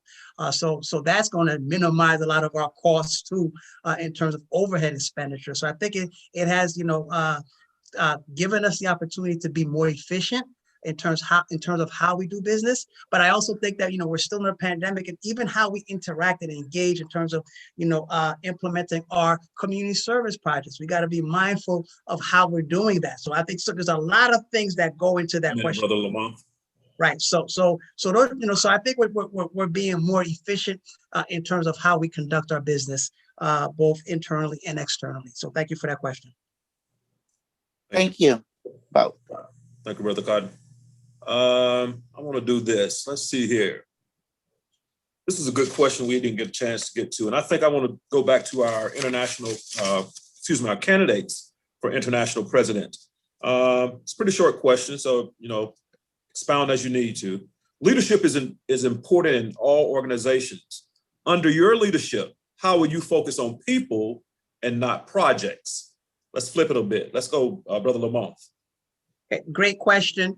And I think, leadership, I've demonstrated through other aspects, like, professionally, other civic organizations, and in Phi Beta Sigma that I've always prioritized people. When you were first vice, you're very aware of the fact, brother to brother, that was the platform, focusing on the brother.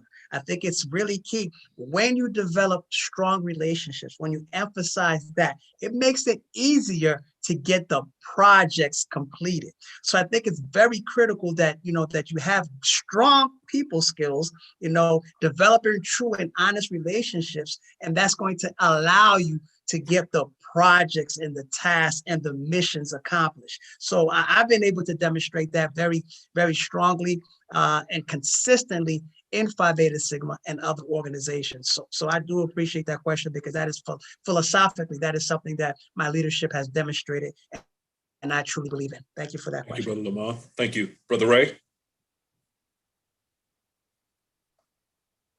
You're on mute, good brother.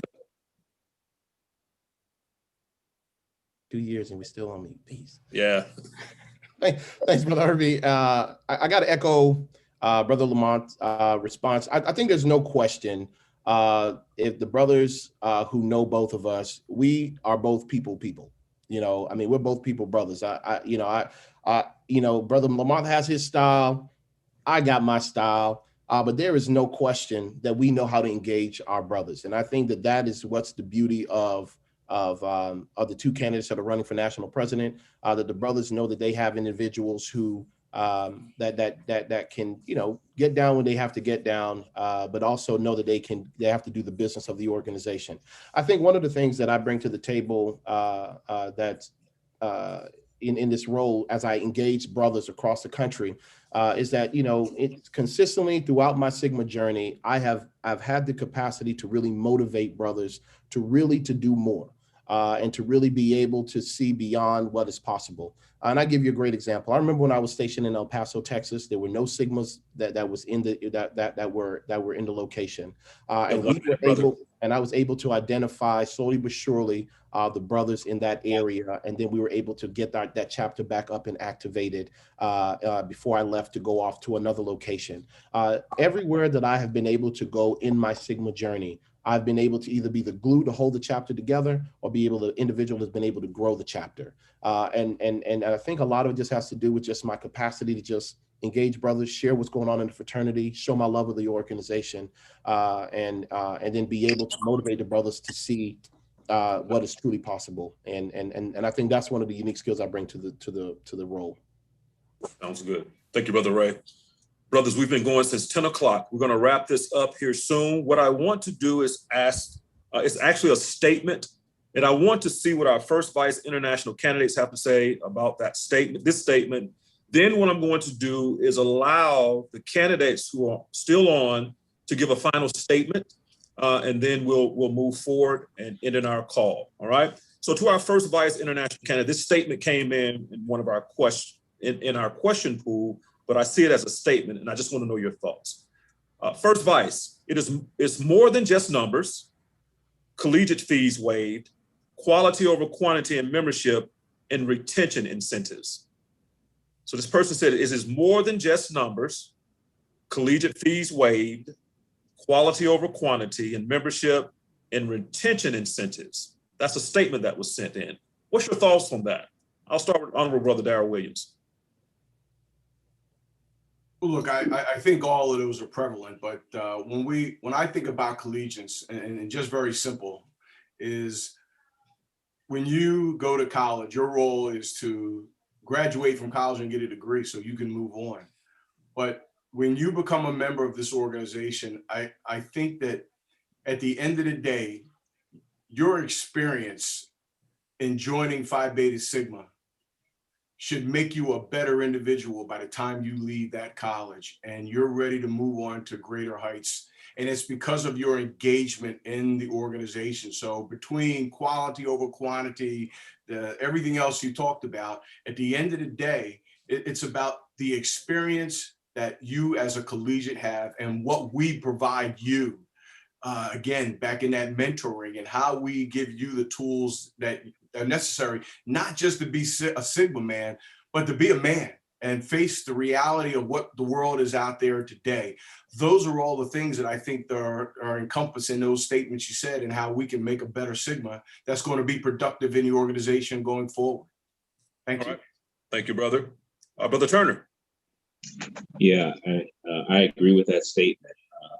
I talked earlier about our Sigma Cares initiatives focused on the brothers. I talked about our leadership development that we instituted, developing brothers. But I didn't share earlier, which is important to me, is the relationship between my Sigma experience and my corporate experience. And I tell brothers a lot of times, I was able to use my volunteer efforts in Sigma and talk about those things in the corporate world, and got opportunities in the corporate world because of the skills that I was able to allow to hone in Sigma. And so I've been able to work those in both directions, my corporate experience bringing value to Sigma, my Sigma experience bringing value to me in the corporate world. And so absolutely, focus on building the brother. I say that I make this statement, right? You don't build organizations, you build the people. And the people make the organization great. That's the mindset that I come to this with. I talk about bringing corporate experience, right? And so my role is as chief HR officer, essentially, right? I look at taking care of brothers. Like we look at taking care of employees. I bring some of that mindset And so that's the focus that I have. That's how I try to carry out execution of the programs, if you will. And so I wholeheartedly agree with the statement. And I think I've demonstrated that in my execution. Thank you, Brother Turner. Do we have Brother TJ Lewis? Honorable Brother TJ Lewis, is he still on? Brother Benjamin, is he back? Yes, sir, brother. All right, Brother Benjamin. I find immediate value in the experience. So as a first vice president, you're not just in charge of membership or board governance because you're sitting on the general board. You're here to manage the experience and provide a meaningful experience to the brothers. And I can testify to experience being valuable because as an entrepreneur in higher education, my firm now speaks at 226 schools a year where Sigma Man reside. And we've been able to grow this because of my experience in Phi Beta Sigma. A couple of years ago, I was invited to a Georgia State conference to do a presentation and share with the brotherhoods and build some leadership qualities and leadership enhancements through presenting. And that was an opportunity at Albany State that turned into a contract with Albany State. So what I tell you is the experience can directly bring revenue to a brother for workforce entry. It can also bring opportunity to provide for your family, and it can develop you as a whole man, as a whole Sigma man. So I think experience is important. And my job as International First Vice President will be to ensure that we enhance that experience, grow that experience, and continue to develop that experience as Sigma man. Thank you, Brother Director. Thank you, Brother Benjamin. Brother Lewis? Can you repeat that question? Yeah, I see you pop back on. So the statement was, sir, it is more than just numbers. Collegiate fees waived, quality over quantity in membership, and retention incentives. That's a statement. I just want to know your thoughts on that statement. So retention is, well, one, we should have a strategy around retention and incentives that we offer. I mean, incentives it's a part of businesses in general. So as businesses go out and they try to grow their clientele, they try to increase their base and their imprint on the community, they quite frequently offer incentives for the brothers. And I actually do have incentives as part of my actual platform. And they're incentives to help us reach the 25,000 members. So we have retention rates or incentives for brothers reaching 90% retention by a certain time. Chapters having 10% growth for a certain time. Chapters incentives for chapters recruitment and our Each One Reach One campaign. We're going to have some incentives for life members has been a big thing. We're going to have incentives for life members, for collegiate transfers, for brothers that's been financial for 10 plus years and they're not life members. And then we're Brother Lewis. Have incentives for brothers that are completing our learning management system, participating in the Sigma Leadership Academy. So there's going to be a holistic approach to incentives and what we're delivering back to the brothers to ensure that we're investing into them so that they can maintain and stay vested in. And again, I hope that you saw through those incentives, I'm connecting all those incentives to our membership strategy and how we're going to grow Phi Beta Sigma to hit this 25,000 brothers. Awesome. Thank you, brother. Listen, brothers, I want to take the time to thank all of our international candidates. You will have a moment here shortly to make your final statement for joining us today for our town hall meeting Q&A session. I think it was a spirited discussions. Thank you for the information that came forth to give brothers a better outlook and understanding here in the state of Georgia, the second largest state in the fraternity and the largest state in the largest region. We appreciate you taking your time out and coming to be with us. I am going to ask each candidate, if you would, to drop your link in the chat box of your platform and things of that nature. I've sent some of those out already. But for those brothers who possibly did not receive those, you can have an opportunity for that. What I want to do now is give each candidate that's still on the call opportunity to make a final statement. If you would work with me on this, because you've answered questions, we'll see your platforms. But in your final statement, I want you to tell us why you should be the next person elected in the position that you're vying for. If you can do that in 2 minutes for me, I would greatly appreciate that. I'm not going to cut you off too much, but I'm going to cut you off, all right? So I'm going to go from bottom up, no particular order, but I'm going to start with Dr. Cheney. Yes, sir. Thank you, Brother Irby. Again, thank the brothers from the state of Georgia. Let me just say hold up, that. Dr. Cheney. Can somebody put our illustrious 35th International President on mute, please? That's all that feedback coming from here. Thank you, buddy. Dr. Cheney. Okay. Let me just again thank the brothers of Georgia and Brother Irby for doing this. Let me just say this, brothers, for the last 2 years, we have been working, even through the pandemic, and we have made plans to continue the efforts. And this is not all about me. And I definitely want to make sure the brothers understand this. I have a great team.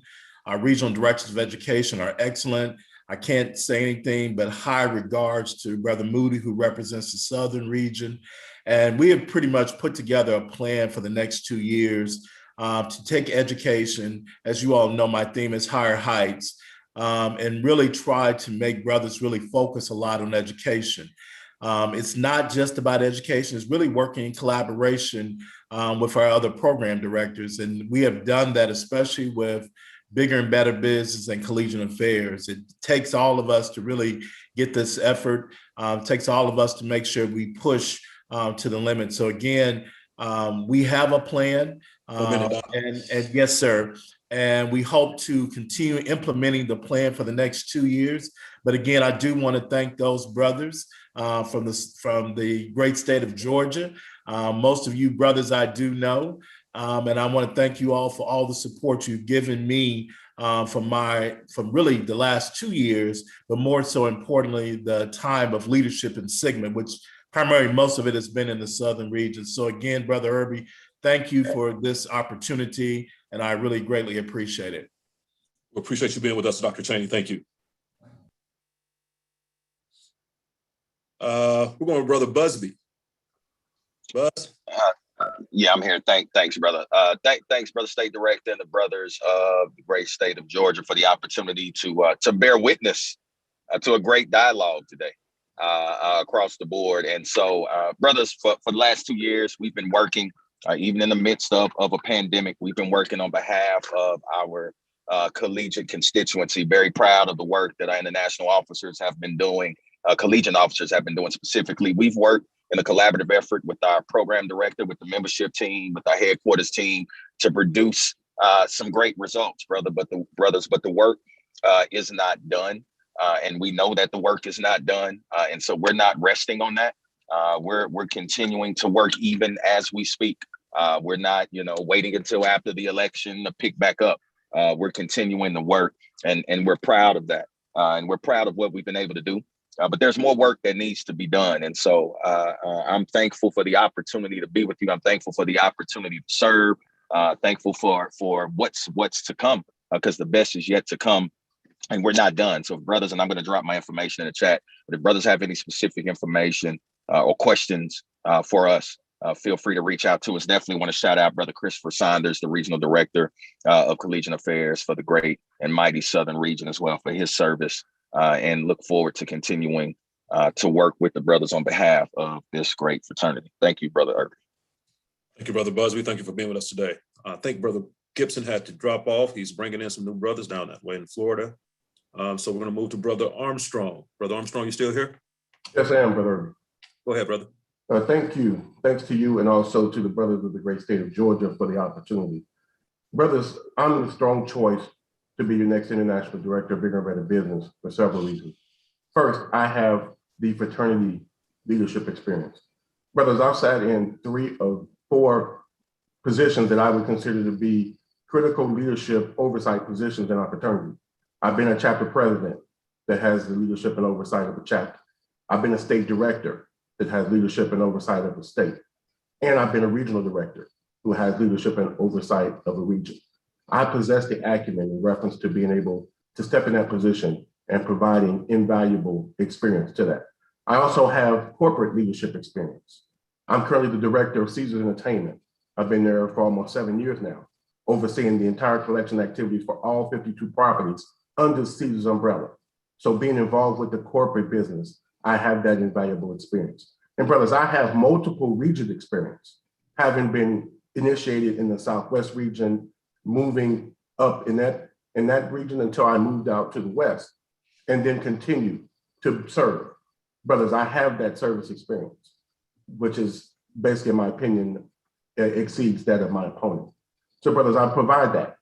Being an international director of Bigger and Better Business, as well as any position on the general board, you're involved in more than just what your position entails.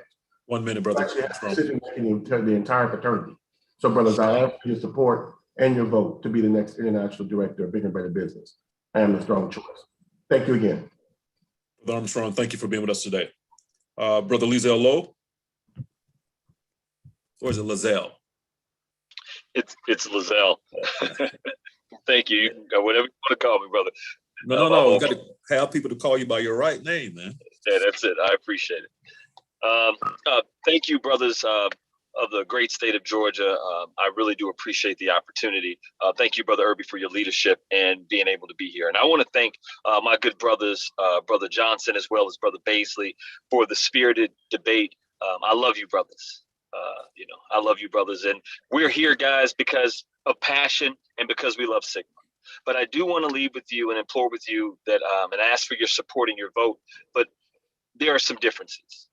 Brothers, we have the other good brothers who have held the position for 2 years, and they could have delivered in many capacities.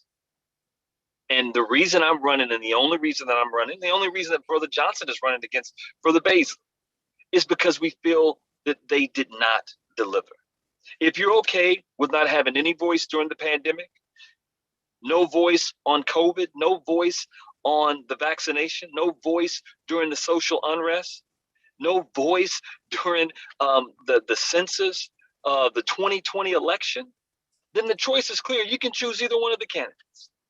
But brothers, I come with a plan, I come with passion, and I come prepared. Being in leadership in Sigma and also in my community means something. Being the only candidate that's here that has ever led a region, that has ever served a president, that has been a state director, that has been a chapter president, that means something. That means that I get things done. I have a strong plan that will push Sigma to the forefront. Brothers, I'm not here to disparage any brothers, like I said, but I just believe we can do better. 1 minute, brother. I believe we have the ability to do better.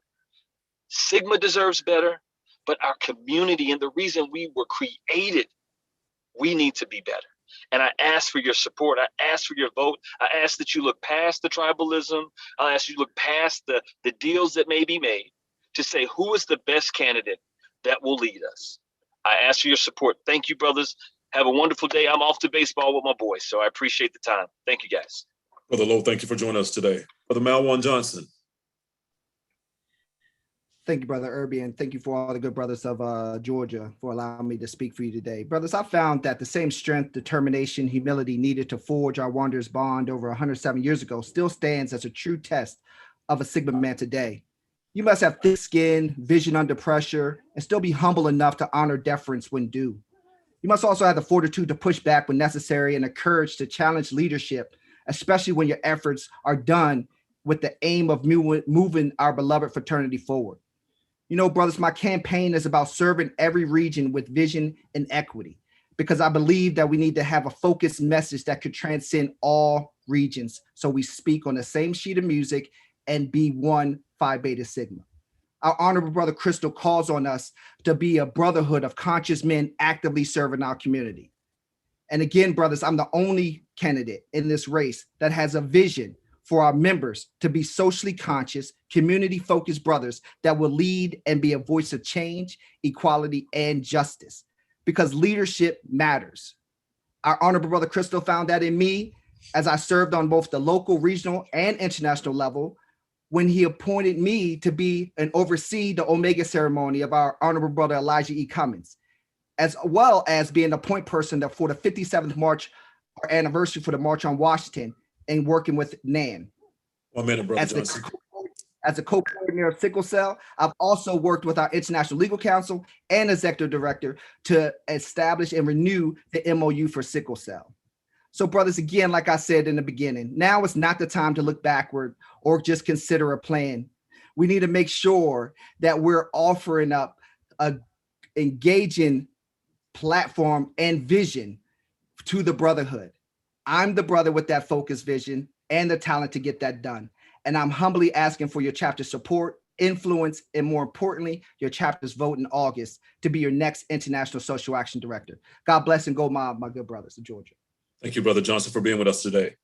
Brother Dr. Mike Baisley. Thank you, Brother Irby, for this opportunity to the brothers of Georgia. My name is Brother Dr. Michael Baisley, and I am your sitting International Director of Social Action. I just piloted us through unseen circumstances in world history. There is no SOP for that. There is no fancy idea for that.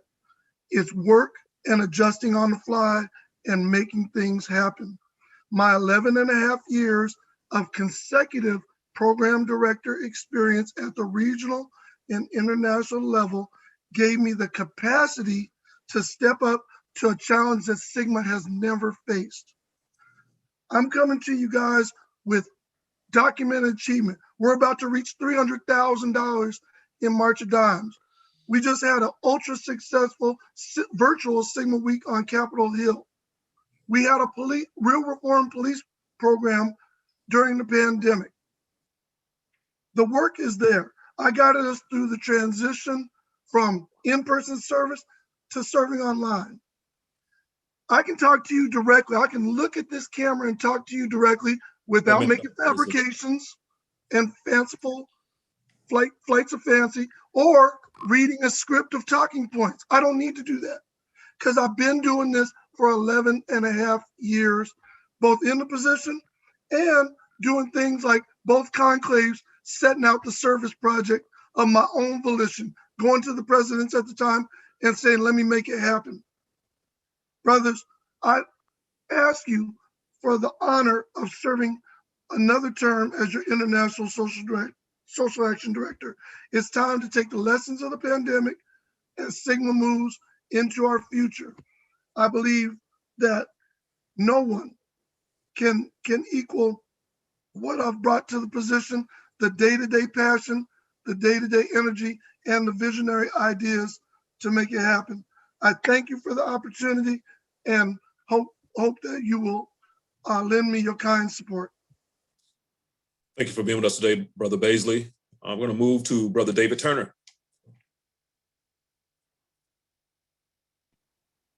Yes, again, thank you, brothers, for having me at this time.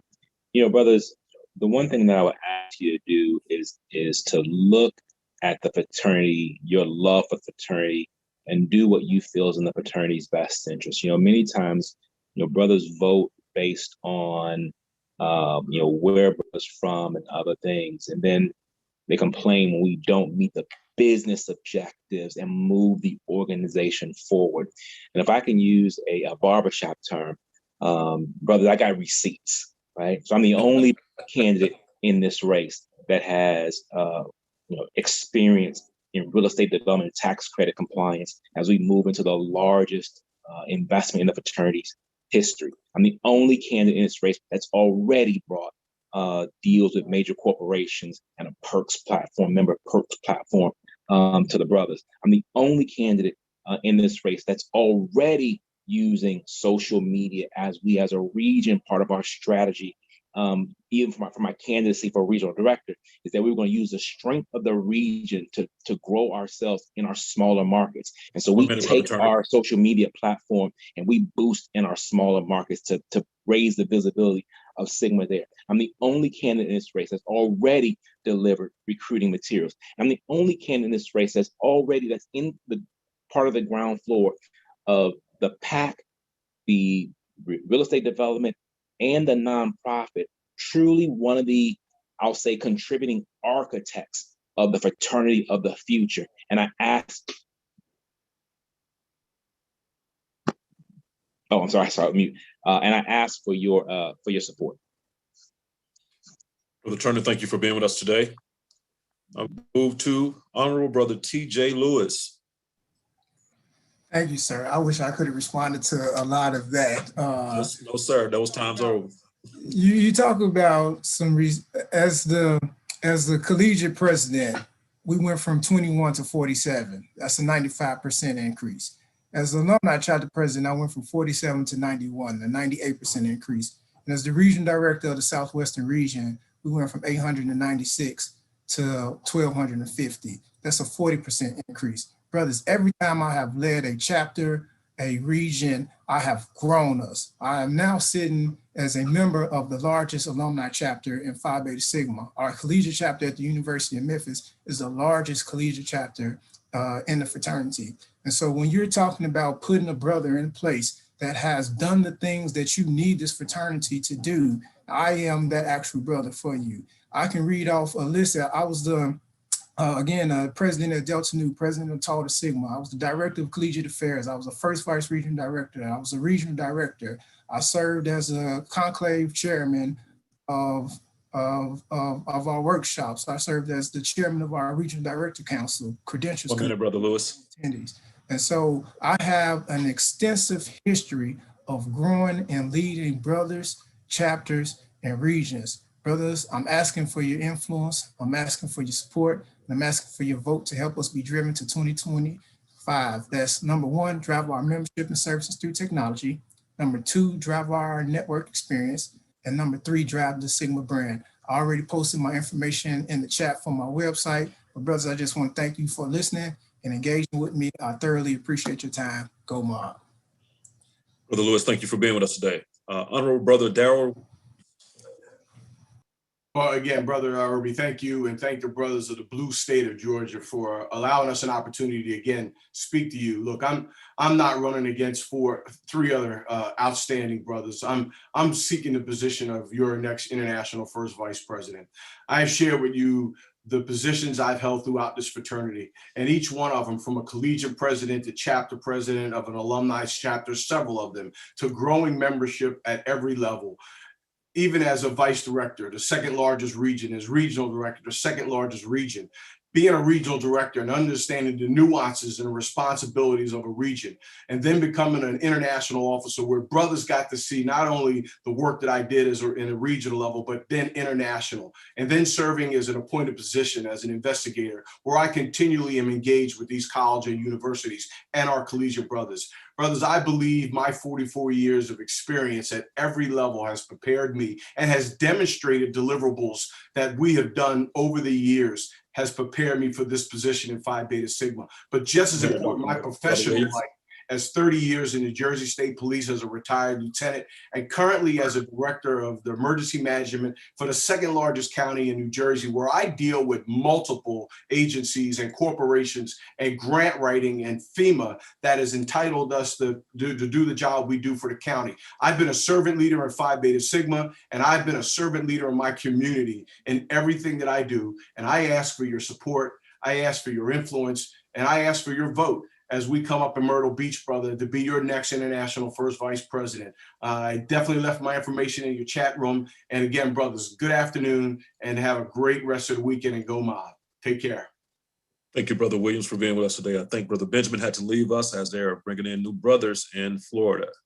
So we're going to move on. We have Brother Jean Villamont. Yes, so thank you, Brother State Director, Brother Houston, for your leadership, and to the brothers of the state of Georgia, thank you for having me on. I think the question was why, and the why is because I have served this beloved organization and served this organization by providing real support and services to our brotherhood and to our communities. You know, what the why is, I have the experience. The why is tested and proven leadership. The why is specifically to the state of Georgia, I've delivered to the state of Georgia. I've provided scholarships for collegiates and alumni. I've done workshops. I've done learning labs. I've helped grow chapters at the collegiate level and alumni level. You know, I visited the state of Georgia for over 2 decades. I have provided leadership. I've been a laborer of the organization. I've been genuine and sincere, and I've been a brother throughout it all. But I think for the brothers who know me, they know that I am genuine and I'm passionate about Phi Beta Sigma. For the brothers who know me, they know that I have been truly always about the business and how do we move Sigma forward together, you know, collectively. How do we get to a better place? each and every position that I have held at the chapter level, at the state level, at the regional level, and international level. It's always been about the organization and not about me. You know, why, brothers? Because brothers know that I'm passionate and dedicated and committed to Phi Beta Sigma. Why, brothers? Because I'm proven not just in Sigma, but in other civic organizations. I've led other civic organizations. I've led a federal department and been successful in achieving the goals. Why, brothers? Because I just don't provide, vision, but I have plans. My plans always lead to actionable and positive outcome. That's very critical. Why? Because my promises are more than just that. So, brothers of the state of Georgia, a vote for me is a vote for greater change. It's a vote for higher impact, and it's a vote for focused services on our communities. This is why I'm asking you to support and elect me as your next 36th International President. God bless. Thank you, Brother Lamont, for being with us this afternoon. My pleasure. Last but not least, of course, Brother Chris Ray.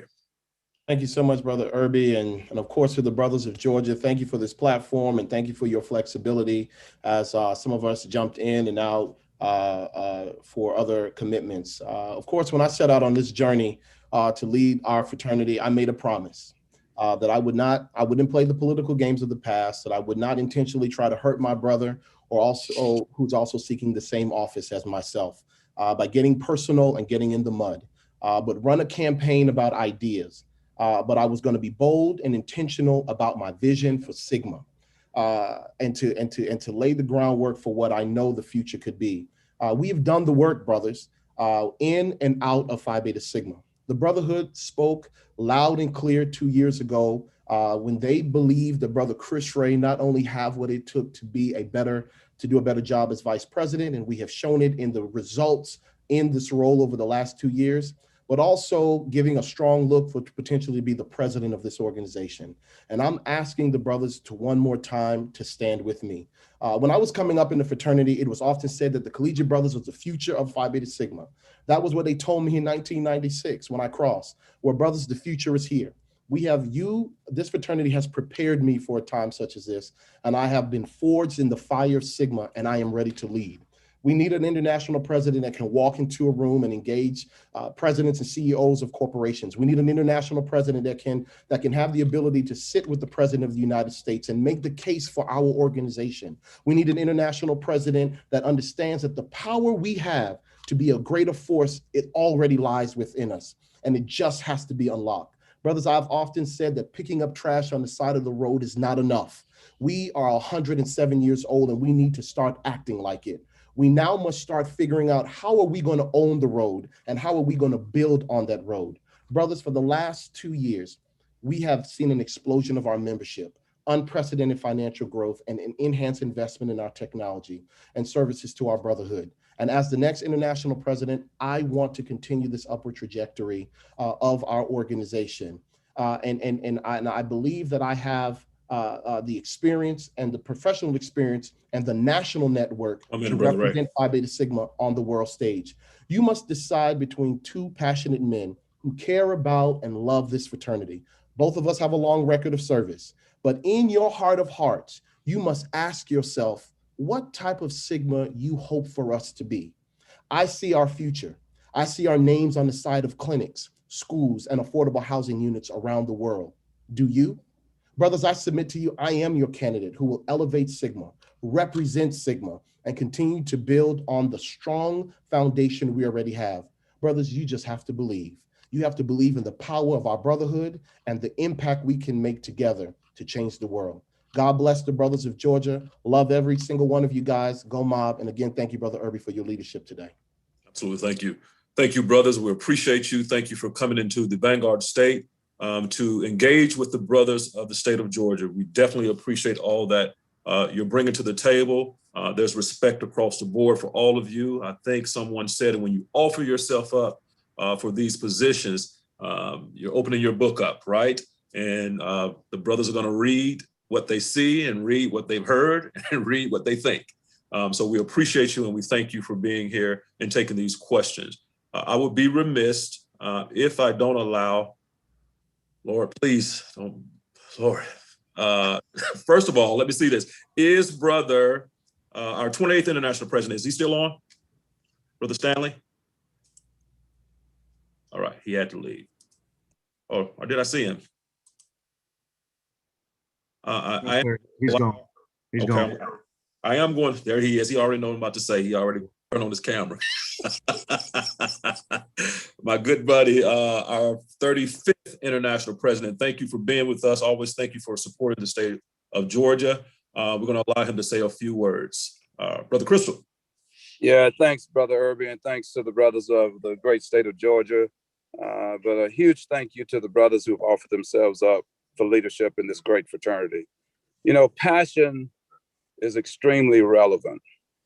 Vision is most appropriate.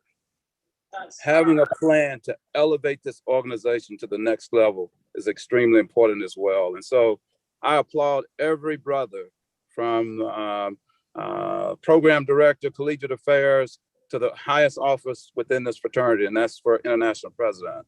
I believe the next president should take Phi Beta Sigma even further than A. Langston Taylor, our first president, and yours truly, our last president. And so I applaud them for offering themselves up, and I look forward to working with our next president on elevating Phi Beta Sigma fraternity.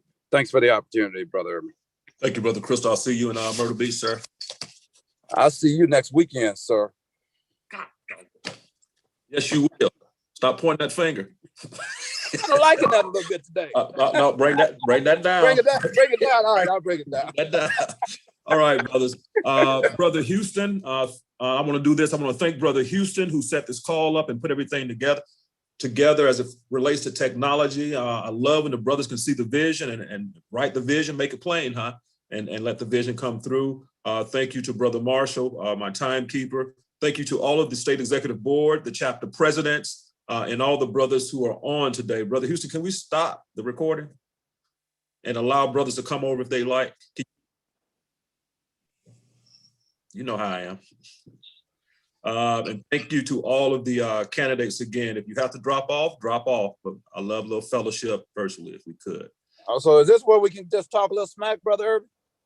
Brother Crystal, with all due respect, brother, are we still on YouTube?